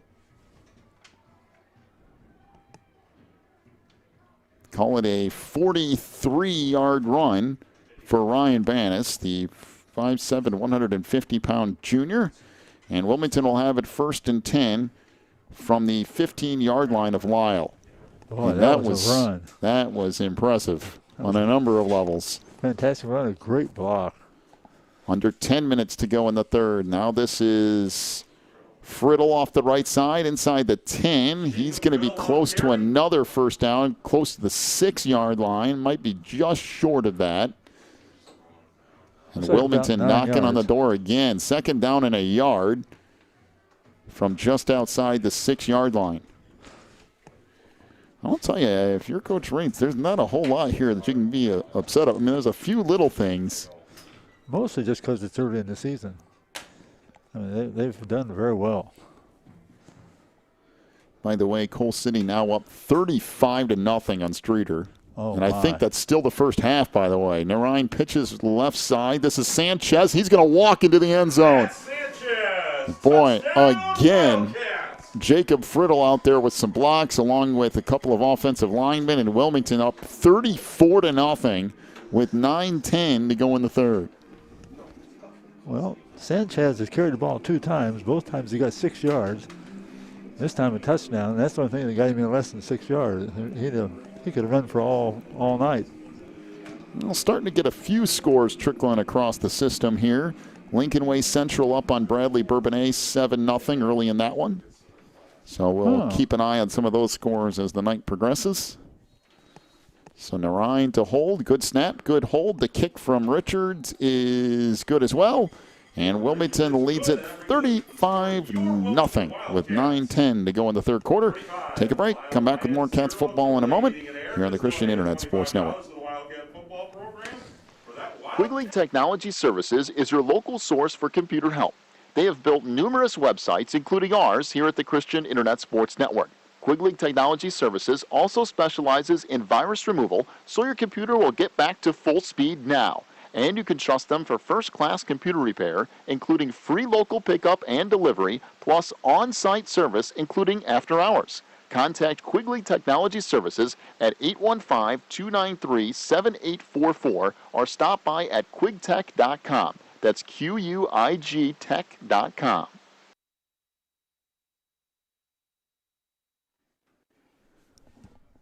$35-0, the lead for Wilmington, 9:10 to go in this third quarter. Again, go back through a few scores just starting to come across. Coal City 35-0 over Streeter. Lincoln Way Central leads Bradley Bourbonnais tonight 7-0. See if we've got a score from Morris quite yet. Nope. Yorkville 41-9 over Plainfield Central. Stanford now up in Stag 35-0. St. Charles North 21-0 over Geneva. Listen, I know we're stretching it with some of these scores, but you're going to get what we got. Like it or not. Right now it's the best we can do. We do have a few area scores, but again, Mike and Beth working on that, and from what I gather, from the parking lot here at Wilmington. Really? Yeah, it's been an interesting year. I'll put it to you that way. So the kick from Richards will once again come down to about the 9 that time around, maybe the 10. Across the 30, big hole out near the 38, and that was close to being a big play from Cole Campbell. And Chris Lemaster on the tackle. Lisle will have it 1st and 10. If there's one place you had a little question mark in, it's the coverage on the kick. They have run back some pretty good run, and just have 1 or 2 persons from taking it all the way. So Lisle with 1st and 10 from the Lions' 37-yard line. The last couple of times, Lisle has had pretty good field position to start things off. Not as good as Wilmington, but... Yeah, they've had 28, 37, 37 the last 3. Wow. That handoff went up the middle. I believe that was to Easterling, and he got stood up immediately by Eden Wooters. I mean, that barely even back to the line of scrimmage and stopped right in his tracks, and it'll bring up 2nd down and 10 for Lisle. And for everyone, you'll see a big difference between week 1 and week 2, no matter where you're at. Yeah. I mean, it's just trying to get this thing off and running more than anything else.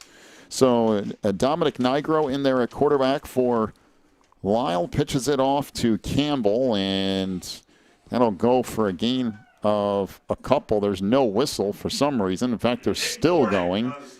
As be a gain of maybe 2 yards. Let's see. Dominic came in for one play, and that was because Tyrese Watson had his helmet come off. And so he had to come out of the game for a play and get everything settled there.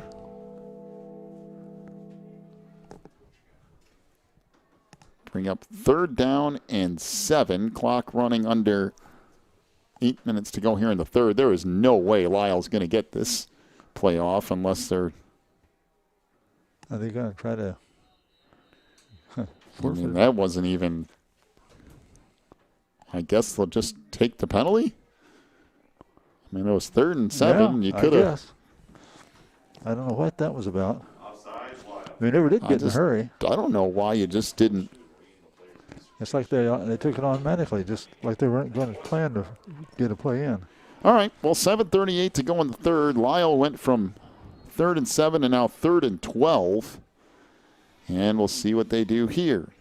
So back up under center is Watson. And he'll hand it off underneath to Campbell. Boy, he ran over a defender or two. He's all the way out to the 44. That's a tough run from Cole Campbell, the 6'4", 210-pound senior.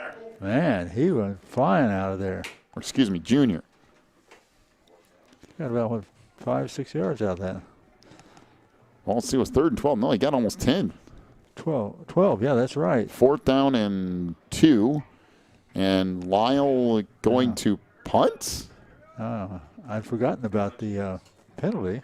And now they'll use a timeout. Okay. 7:05 to go in the 3rd. Back with more Cats football in a moment here on the Christian Internet Sports Network. Phelan Acres Bible Church is the perfect place if you are looking for a church to call home. They have services every week, including Sunday school at 9:45, morning worship at 11, and Wednesday night prayer meetings at 7. Phelan Acres Bible Church is located at 26009 Willow Lane in Wilmington, Illinois. And for more information, call 815-476-7818. That's 815-476-7818.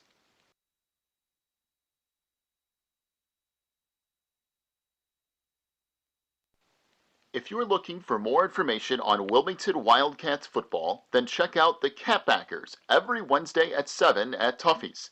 Each week, Coach Reentz goes over game film, takes questions from the audience, and presents the Offensive and Defensive Player of the Week awards. Plus, you'll get to hang out with other Wildcat fans and get the inside scoop on next week's game. So be sure to check out the Catbackers every Wednesday at 7 at Tuffy's. Well, Brett Weber rolls off a 17-yard run, by far the best play of the night for Lisle, and now the Lions inside Wilmington territory down to the 37-yard line. All of a sudden, kind of caught us all napping. And handoff comes underneath to the fullback, and nothing there. That got wrapped up after a yard or two. A.J. Myers literally reached out and pulled him backwards as Easterling went up the middle.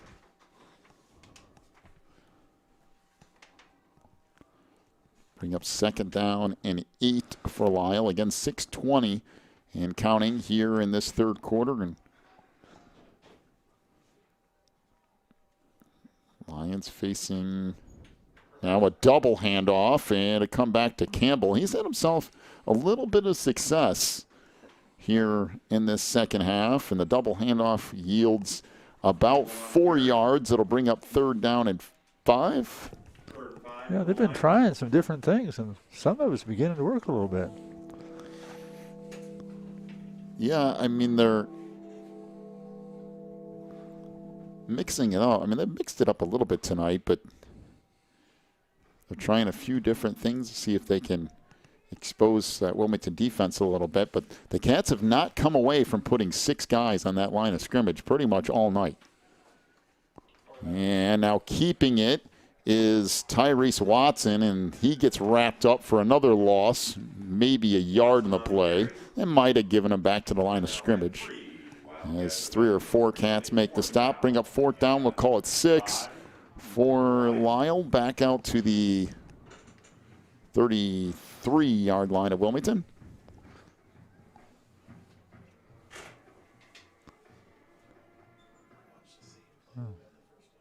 So, again, their version of that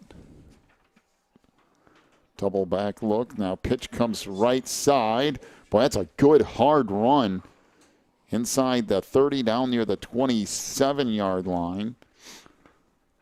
Again, kind of bouncing around down there is Brett Weber, who gets 4, close to 5. And give Lisle credit. This second half, they've come out ready to play, at least offensively. They're moving the football. Boy, they are.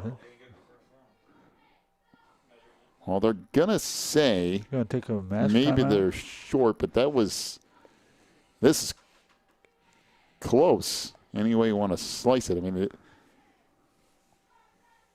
they're going to bring the chains out and take a look here. So again, next week, Wilmington will be on the road at Herscher, followed by away at Reed Custer, come back here at home to take on Coal City, and then finish out the year at Peatone. Just a short 5-week season. And it is short, so it will be Wilmington football. And I mean, I thought at first he got the first down, but where they ended up spotting the football was about half a yard short, maybe even less than that.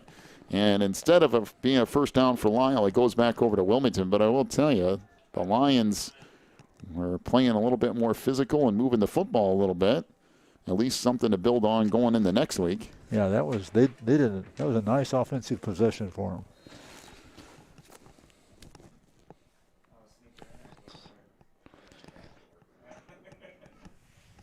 So the two keeping track of our scores tonight thought it was very important to note that the New Berlin Pretzels are losing 6-0, in case you're into that scoreboard watch. Up the right side, out across the 30 to near the 35-yard line goes A.J. Myers. And we do have a player down after that gain of 7 yards or so. That's Brett Weber, and you hate to see him. No, you don't see him hurt. I think he's probably okay. He ended up bouncing up and going straight off the field, so guess is you'll see him back here relatively shortly. I think he got a little ear knocked out of him there for a little bit, but yeah, he's over on the sideline fine. trying to bend over and get some breaths, I do believe. So the clock rolls down to 4:20 to go here in the third. 35-0 is the lead for Wilmington. What score was that you were given? The New Berlin Pretzels. That's what I thought you said. Trailing Auburn 6-0. That's really, you want to really stretch it for a scoreboard watch. That's stretching it. I mean, wherever we can get scores tonight, we're getting them from. Second down, and we'll call it 3. Pitch comes near side, and cutting it back is Ryan Bannis across the 35 to near the 39-yard line. Give him a good 3, close to 4. Be first down and 10 from the Wilmington 39-yard line. Again, tonight, First down, Wildcats. the Cats have managed to move the ball quite a bit. And you know Bannis? He's had himself a good night, I'll tell you that much. 53 yards and 3 carries. That's not bad. It's a pretty good average. So now pitch comes right side. Not a whole lot of room there, but still churning is Jacob Friddle, and he pushes it all the way out to the 48-yard line. Give it 8, close to 9 yards for Wilmington. Will bring up 2nd and 1. It looked like there was nothing there, and he just kept slicing through the middle of them.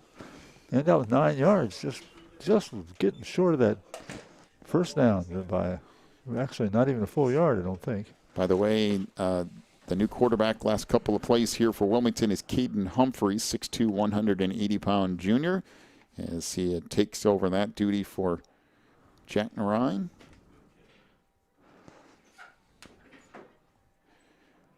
So Bannis and Friddle are the wingbacks. Pitch comes near side. This is Bannis again. Broke one tackle, gets across midfield down to the 49. Give 3 yards to Ryan Bannis. Nice little hesitation move. Allowed him to get through there and get that first down. And 1st and 10 for Wilmington. Back into Lisle territory once again.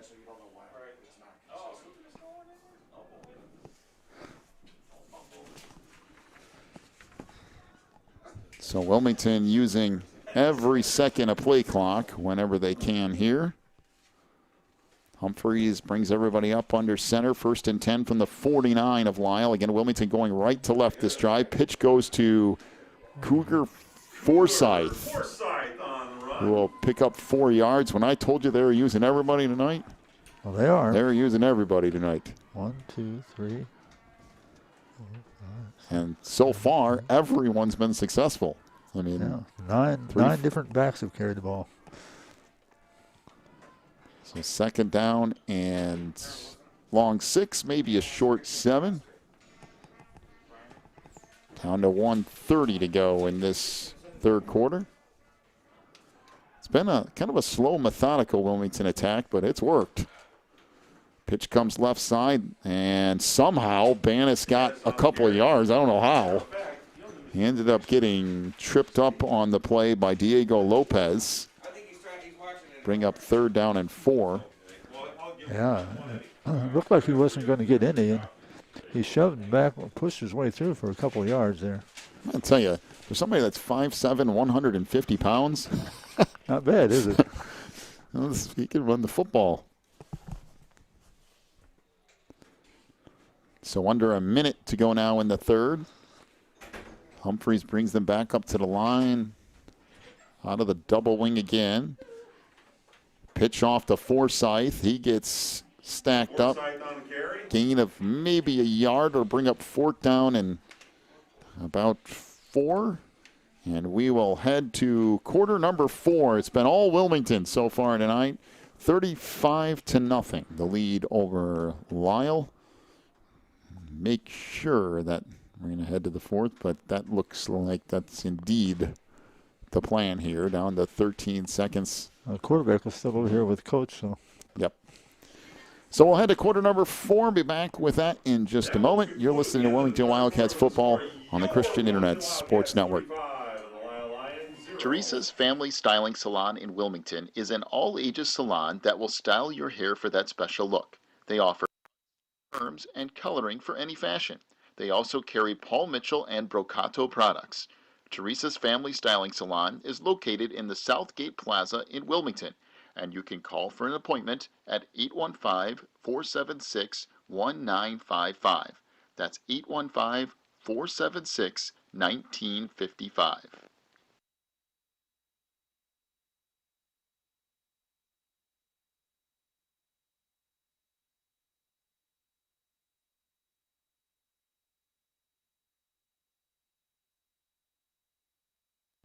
Pro Real Estate is a family-owned business established in 1983. Its staff and sales agents work in all areas of real estate sales, from first-time homebuyers to experienced investors. Located at 506 South Water Street in Wilmington, clients are welcome to stop by to discuss their real estate needs or visit our website at pro-homes.net. For a private consultation, contact us at 815-476-7916. Start of the 4th quarter, 4th down and 4 for Wilmington. They're in the punt formation from the 43-yard line. And that kick inside the 10, inside the 5, and all the way down to near the 2-yard line is where it'll be downed. Lisle will have it 1st and 10. I will tell you, it is a little bit different doing Wilmington football and being out of here by 8 o'clock. Usually you're barely started by 8 o'clock. That's right. Yeah. Now we have another. Lions cannot afford any of this, by the way. They are very thin. 22 or 23 guys on that roster. And they're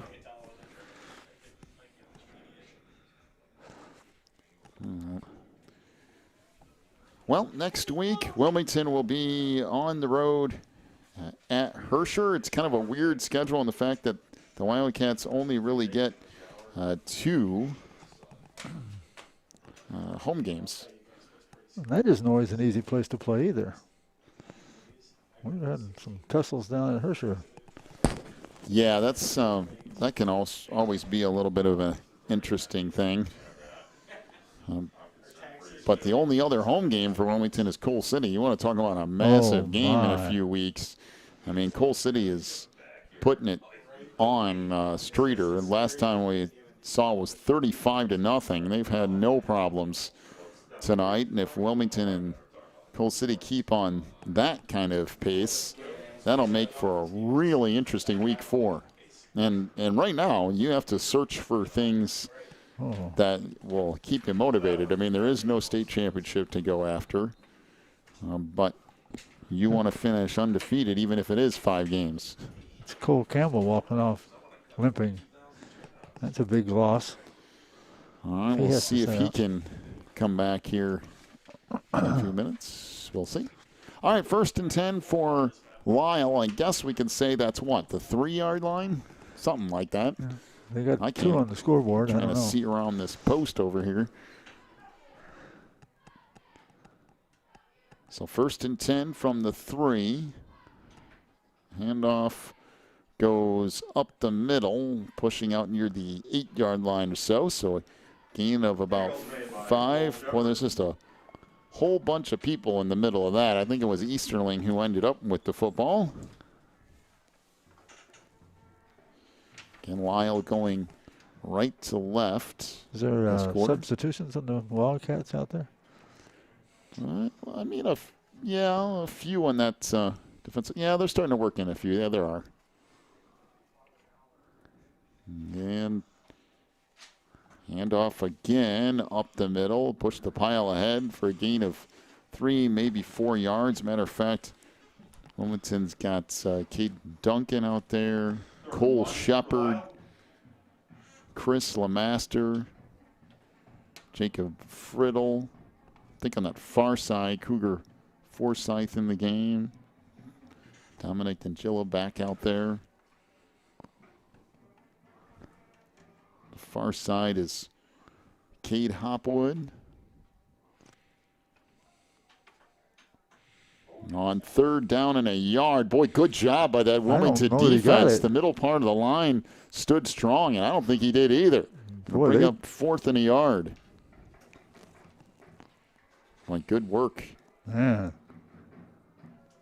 From the middle of that line. I want to say Easterling again, bring up 4th down and 1. You figure out who ran the ball that time? I think it was Easterling. By the way, Nick Sanford, Caleb Patterson out there as well for Wilmington. I don't think there's any way they're going to get this playoff, by the way. And another timeout to Lisle. They were trying to get the punt team on, just didn't have enough time to do it. So with 9:56 to go in the game, Lisle will get set to punt it away. We'll take a break, come back with more Cats football in a moment on the Christian Internet Sports Network. Breezer Construction Company is a proud supporter of Wilmington Wildcats football on the Christian Internet Sports Network. For over 40 years, Breezer Construction Company has led the way in providing quality construction to the industrial, utility, and pipeline industries. For more information on Breezer Construction Company, go to breezerconstruction.com. That's breezerconstruction.com. Or call 815-521-0900.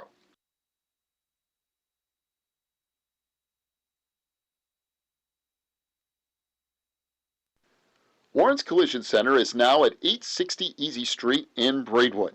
They accept all insurance companies, and as always, customer service is their top priority. Contact Warren's Collision at 815-458-3300, stop by online at warrenscollision.com, or visit in person at 860 Easy Street in Braidwood. Warren's Collision Center is open from 8 a.m. to 5 p.m. Monday through Friday. Warren's Collision Center, where they care beyond the repair. Well, out of the timeout, Lisle decided to go ahead and go for it, and that's exactly what they did. They run the ball and pick up about 3 yards off the carry from Brett Weber.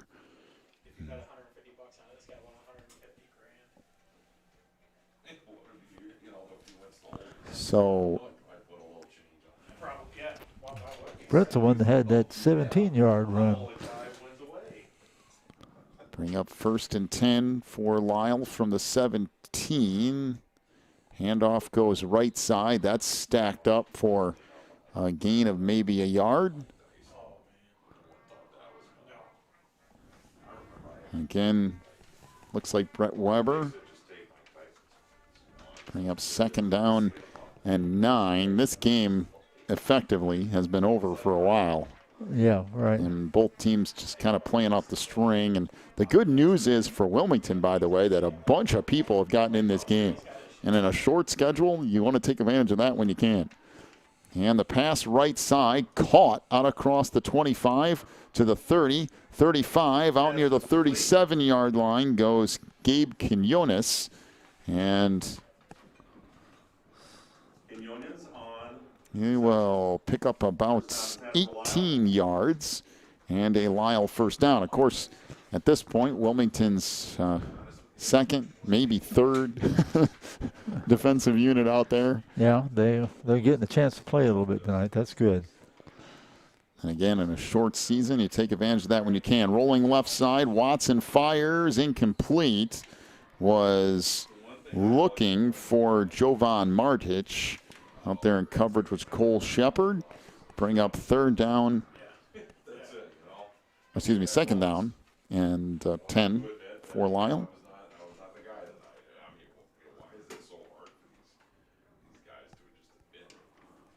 17 coming in for 1. Huh? So now Lisle will have it 2nd and 10. Again, tonight there's been a lot of time in between plays and stuff, too. I mean, it's just one of those things. You haven't really had a whole lot of time to work through some of this. Nope. So handoff goes far side. Still churning ahead is Brett Weber. He'll push it all the way out near the 45-yard line before he's finally tripped up. Drake Imhoff, Cameron Cutter, Cougar Forsyth, all back in there.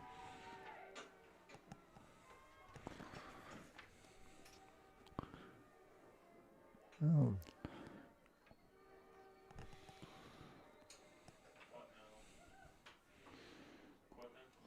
Now we have, well, there was a whistle.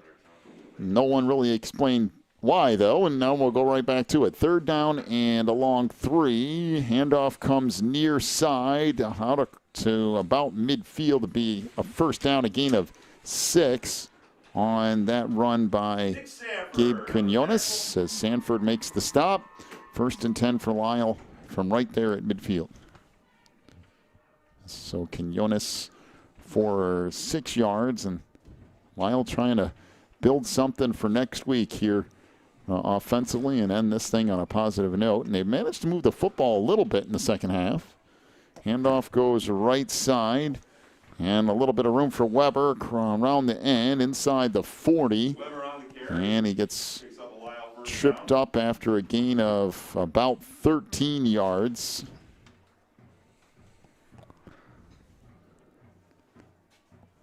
They keep shuffling new Wilmington players in and out.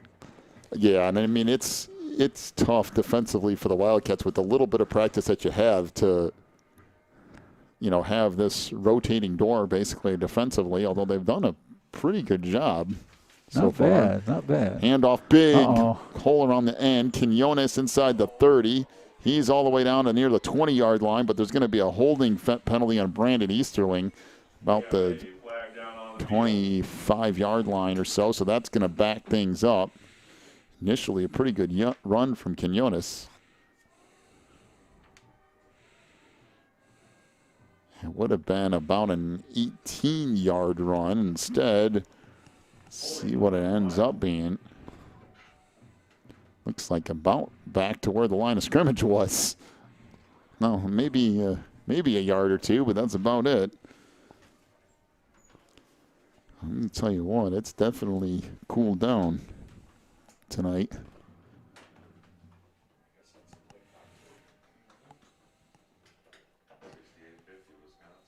Yep.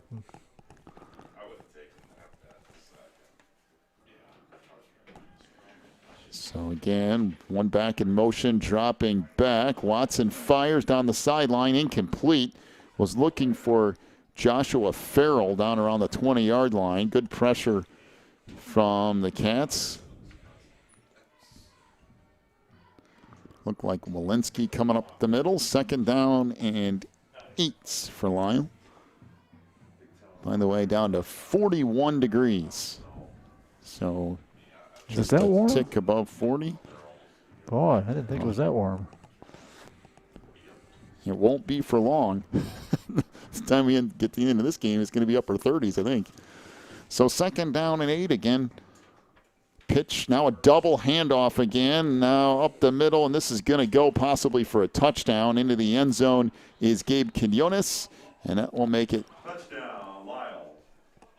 35-6.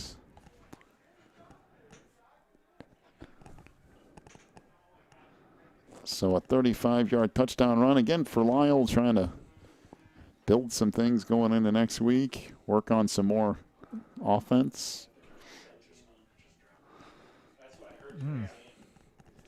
That was just wide open. There was nobody on that side of the field there.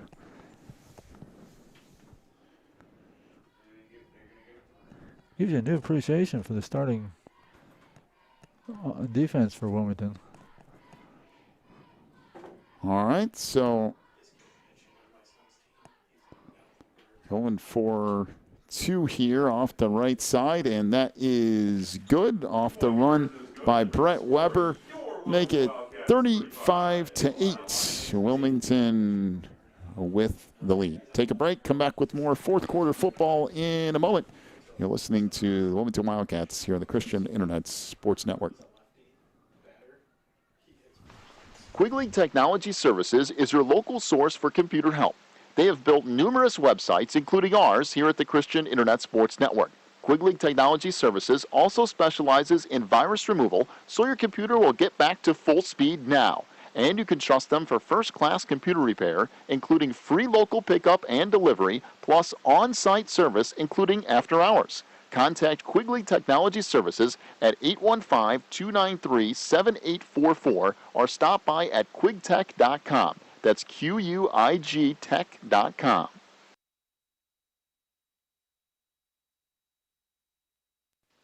Phelan Acres Bible Church is the perfect place if you are looking for a church to call home. They have services every week, including Sunday school at 9:45, morning worship at 11, and Wednesday night prayer meetings at 7. Phelan Acres Bible Church is located at 26009 Willow Lane in Wilmington, Illinois. And for more information, call 815-476-7818. That's 815-476-7818.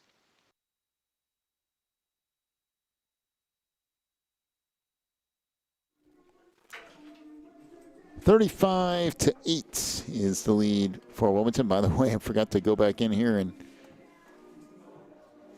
change the scoreboard. So there we go.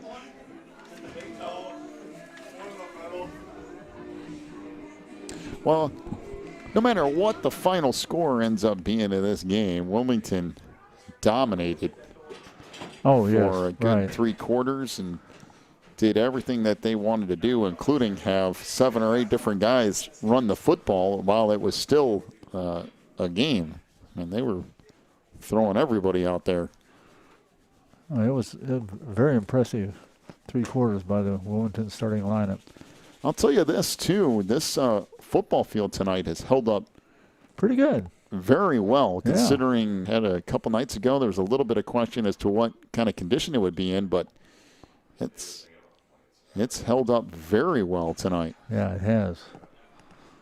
Here we go. So here's the approach, and the kickoff from Zachary Weber rolls down to about the 3, picked up there across the 10, out to the 15, and that's about it. Maybe the 17-yard line.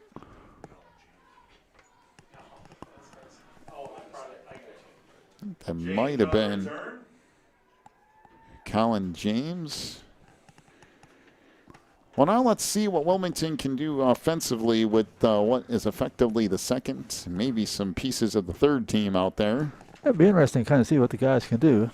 You got 6:29 to go in this game. I mean, typically you'd want to, get done with these kind of games and move on. But with only 5 games in the season and with all the guys that you got, you want to take advantage of the opportunity to get everyone out there that you can.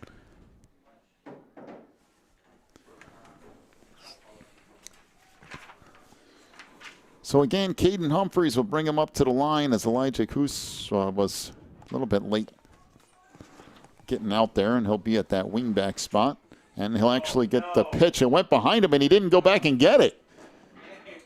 And so it's just going to be walked in for a touchdown. Oh, no. I mean, that went wrong very, very quickly. And ended up as a touchdown for Lisle. It's now 35-14.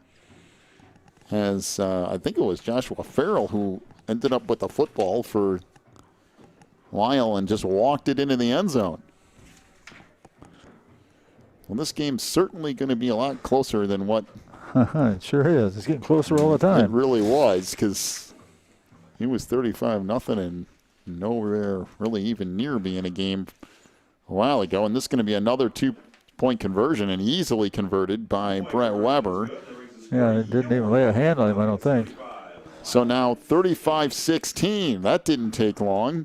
6:24 to go in this one, and we'll redo it again. Well, just when you thought that you might get the game, over and get out of the freezing cold. Well, we'll see what happens. I'm going to be really technical about this. It is a 3-possession game.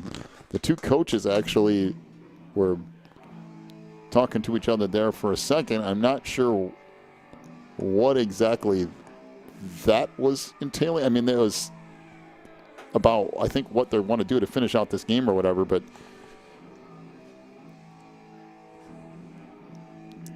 been a few moments tonight where you go, yep, it's week 1 of a spring football season. Yeah.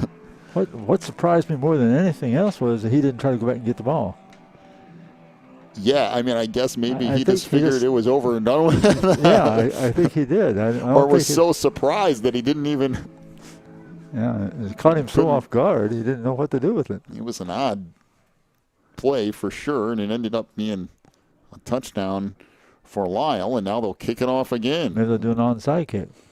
I don't think he's going to go down that road after. I hope not. After the Wildcats have gone 3 or 4 deep at some positions here tonight. There's a line drive kick down to the 10, across the 20, 25, out to the 30, and the biggest hit on that play was by his own guy. Yeah, he ran solidly into his own man. Colin James on the return. Well, 35-16, and well, try this again. Better field position this time. There was 17 last time. There's the 30 this time. So they got 13 yards farther up the field. So Dan Harding, Cade Hopwood. Well, they got all kinds of people shuffling in Duncan all come in there on the offensive line. And once again, Caden Humphreys under center. Well, hopefully Wilmington can hold on to the football for longer than one play this time around. And now a timeout to Wilmington. Well, we're down to, I think there were 10 guys out there. And so once again, Wilmington uses a timeout. But really, they just burned a timeout just to avoid the penalty. And they're just interested in this thing going. Apparently, though, the coach from Lisle really wants to make it a full timeout. So that's what Oh, they'll that's do. weird. I mean, Wildcats were more than happy to just let it keep rolling. And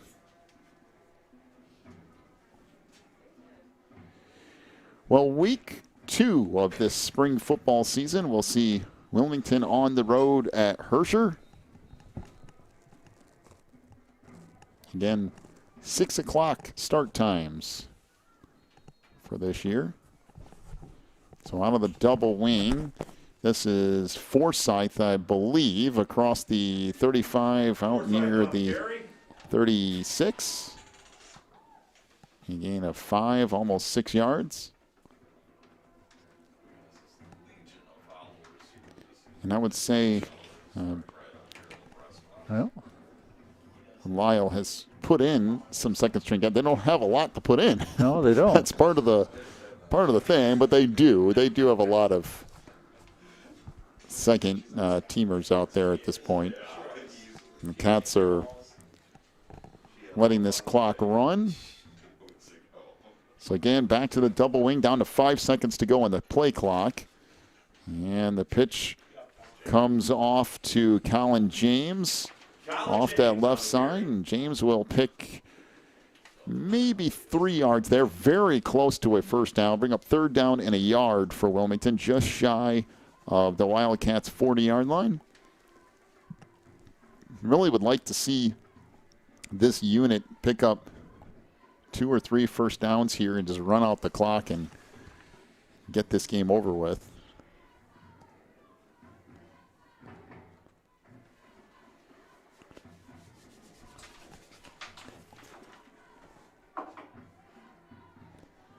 So again, back to the double wing. Up under center is Humphreys. Off that left side, a run of 2, possibly 3 yards. Not a whole lot there as everything just kind of stacked up. It was Colin James again with the carry. He does pick up the first down though. Gain of 3, and Wilmington will re-rack the downs. 4:40 and counting here in the first game of the first 2021 season. Is it season 1, season 2, 2021? I mean, it's try to put that in a stat book. That ought to be interesting. 1st and 10 from the 43. Pitch comes back off the right side and banging ahead across the 45 to near the 47-yard line is Cougar Forsyth, and he'll pick up 3 more, bring up 2nd down and 7. Now done under 4 minutes to go in this one. Yeah, that's what the Wildcats are trying to accomplish now, just using the clock up. And the Lions are ready to call it too. They're not too worried about it.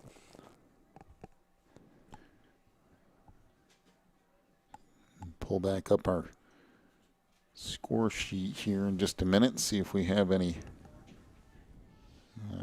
new scoring updates to get to.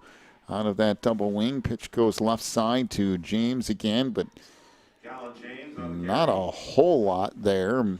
Maybe a yard. It'll bring up 3rd down and 6. Coal City, by the way, up 48-0 on Streeter. Wow. Reed Custer leads Mantino now 15-0 at the half. Piatone up on Herscher 22-13. That game in the 3rd quarter. So Reed Custer winning so far tonight. Who is they playing? And winning handily over Mantino 15-0 at the half. Really? So 3rd down and 6. And now we have a delay of game on the Wildcats with 2:46 to go. That's not exactly managing the clock well. They used up all the clock anyway, though. So there definitely are some scores coming across now. Minooka leads Plainfield East 10-8. Boy, that's a low-scoring battle in the 2nd quarter. It's like a baseball game. Brother Rice up on Providence 7-0. That's in the 1st quarter. Joliet Catholic with a 7-0 lead early. As the pitch comes left side, that's James across the 40 to the 45. Gets about 3 or 4 back.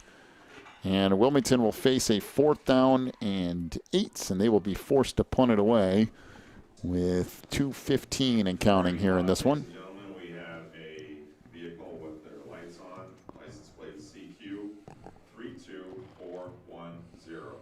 CQ 32. One thing about tonight, though, I didn't have to worry about finding a parking spot.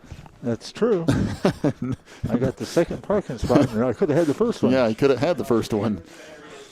So 4th down and 8, and that's typically not the way it works. No, it's not.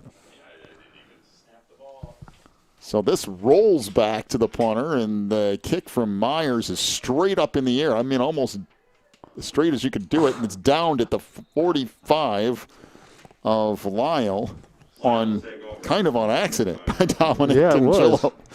He was kind of forced to have to down the ball, so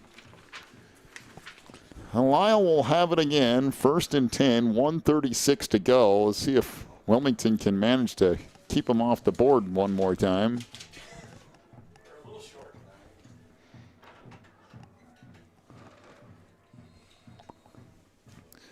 So the Illinois Central 8s kicking off tonight with a couple of close games and then a couple not so close. And now pass far side is wide open. Dropping the ball was Tubari Stewart, and I mean, he was wide when open. you want to say wide open, that's that was a touchdown right there. He just dropped it. That was an easy 6. So 2nd down and 10 for Lisle at their own 45.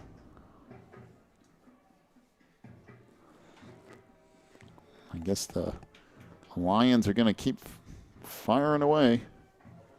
Well, you never know. So 2nd down and 10 from their own 45. Double handoff again. Big hole off the near side. Forsyth trying to chase him down inside the 30, inside the 20, inside the 15, down to the 10, and down to the 5-yard line goes Gabe Quinones.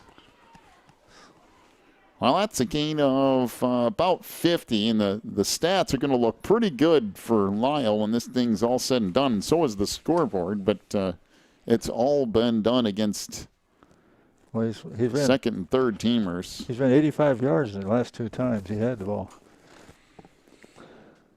So they'll run that clock again, and it'll be 1st and goal from the 5-yard line.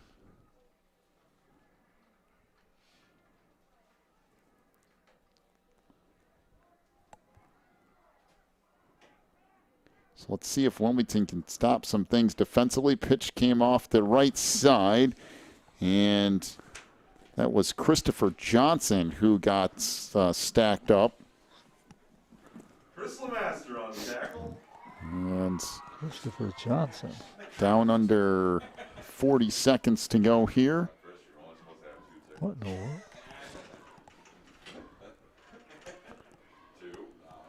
So again, Lisle with 1, maybe 2 more plays before they run out of time here. And again, another double handoff and a touchdown.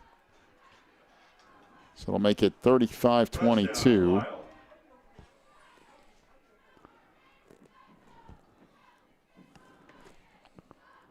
Who carried it in? That was Quinones again. I mean, they've run that double handoff a few times, and he's just...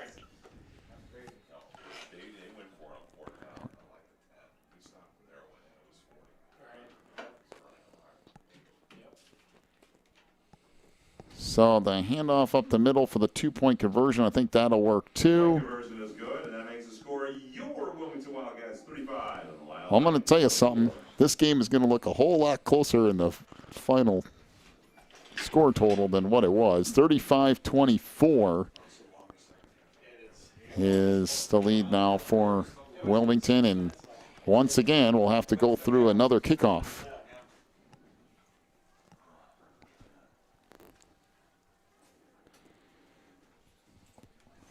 look through these scores one more time while we have a minute here. Trying to wait for it to reload. So again, Coal City 48-0 on Streeter in the third quarter. Recuster 15-0 at the half over Mantino. Piatone 22-13 over Herscher. That game now in the third quarter. Bradley Bourbonnais leads the Lincoln Way Central. That's 14-7 in the third quarter. Lockport trailing Homewood Flossmoor 7-0. That's in the first quarter as well. St. Francis up on IC Catholic 14-0 in the first. Scroll through some of these here and see what Bishop McNamara up on Wheaton. That's 7-0 in the second quarter. Joliet Catholic 7-0 on St. Lawrence. Brother Rice still leads Providence 7-0. Minooka a 10-8 lead on Plainfield East. And Yorkville 16-14 up on Plainfield Central in the third quarter.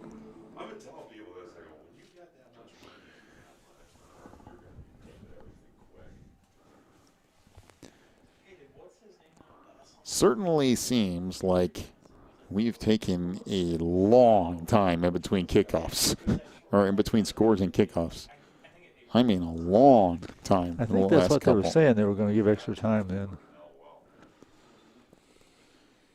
All right, so here's the approach, and kick will come down to the 15-yard line across the 25 to the 30, all the way out to the 33. And with 13 seconds left, Wilmington will have one more play, and then we can all wrap this thing up. Boy, they're going to have a lot of yards here. So 1st and 10 for Wilmington from their own 33-yard line. Again, 13 seconds left. We'll see if the Cats run a play or just take a knee here.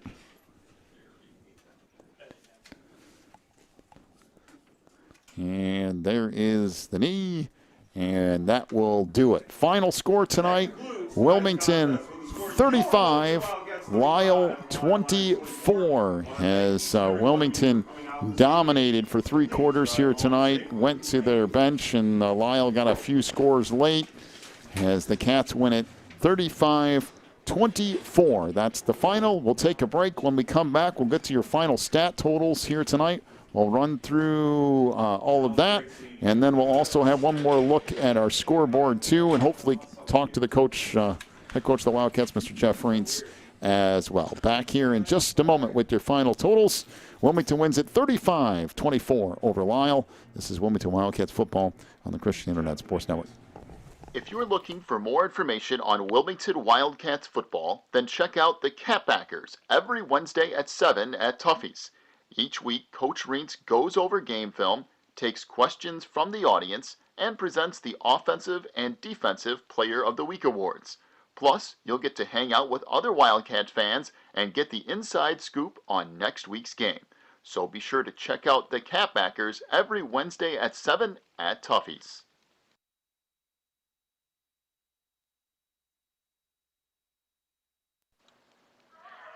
Hey, Billy, where do you think you're going with that beer? What's the big deal? He is at home. Nice, Bob. Real nice. Look, they're practically grown. They're juniors and seniors now, and they're here for the day. They're not going anywhere. Yeah, that may be true for yours, but you can't let the others drink. In Illinois, the social host law holds adults accountable for underage drinking. If a minor who was drinking at your house injures or kills someone, you are guilty of a Class 4 felony. You get fined. You go to jail. So, being the host, aka the adult, letting high schoolers drink is illegal. Be their guide. Don't provide. If you or someone you know abuses alcohol or drugs, please call 815-476-1660. Help is only a phone call away. This ad is brought to you by the Wilmington Coalition for a Healthy Community in partnership with ONDCP and SAMHSA.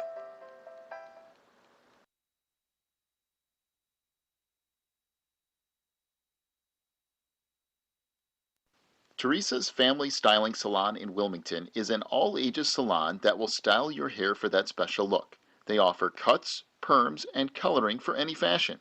They also carry Paul Mitchell and Brocato products. Teresa's Family Styling Salon is located in the Southgate Plaza in Wilmington, and you can call for an appointment at 815-476-1955. That's 815-476-1955.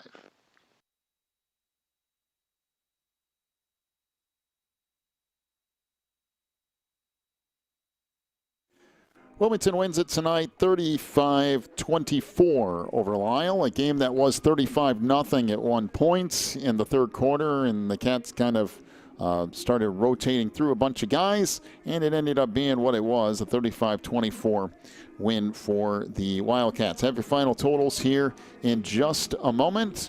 We'll also run through one more check of the IHSA football scoreboard before we get out of here, and we'll talk to the head coach of the Wildcats, Mr. Jeff Reintz, as well. We'll do all that before we wrap everything up here tonight. I'll tell you this, Wilmington held Lisle to 19 first half yards. Now, of course, the Lions ended up with a lot more than that when the game was over because they were doing that in the fourth quarter, getting a lot of yards at that point. But the Cats did a fantastic job with the starters in the lineup of shutting down Lisle and then getting out to a 35-0 lead as well as we start to figure out your final tabulations here.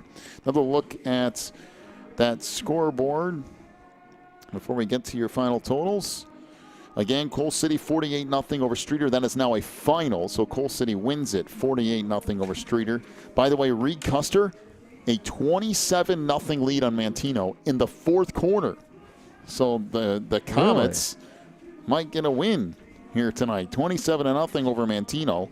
And Piatone 22-13 over Herscher. That's in the third quarter. All of those, the Illinois Central 8s scores. All right, final stats. We'll come back to that scoreboard one more time here in just a minute. For the Lions, Tyrese Watson, 5 carries for 1 yard. Cole Campbell had 9 carries for 44 yards and a touchdown. Gabe Quinones, 4 carries for 12 yards and a touchdown. Brandon Easterling, 5 carries for 22 yards. Christopher Johnson, 1 carry for 2 yards. Brett Weber, 10 carries for 50 yards tonight. Lisle, 34 rushes for 201 yards and a couple of scores. Of course, in the first half, Lisle had 19 total yards, ended up with 201 there at the end of the night. Through the air, Tyrese Watson was 1 of 6 for 19 yards and an interception as well. His one pass completed to Gabe Quinones. So 220 yards of total offense for Lisle here tonight. For Wilmington, Jack Narine rushing the football, 6 rushes for 35 yards. Cougar Forsyth, 4 carries for 14 yards. Matt Sanchez, 2 rushes for 12 yards and a touchdown. Jacob Friddle, 5 carries, 25 yards and 2 touchdowns. Ryan Banas, 5 rushes tonight for 58 yards. Cody Franzen, 3 carries for 17 yards. Colin James, 4 rushes for 11 yards. Carson Hansen ran the ball 4 times for 40 yards tonight. A.J. Myers, 6 carries, 17 yards, and a touchdown. Aiden Wooters, 1 carry for 3 yards. Wilmington, 40 rushing attempts, 200 yards on the night, as well as 4 touchdowns. Through the air, Jack Narine was 3 of 4 for 28 yards and a touchdown. The touchdown pass to... Let's see. Tyler Willis ended up with 2 receptions for 22 yards, and Aiden Wooters with 1 reception for 6 yards. In any case, Wilmington 228 yards of total offense to 220 for Lisle. Now, of course, that's a whole lot different when you're really looking at. Well, they were getting 35 and 40 and 45 yards of carry the last against the third string or whatever. Yeah.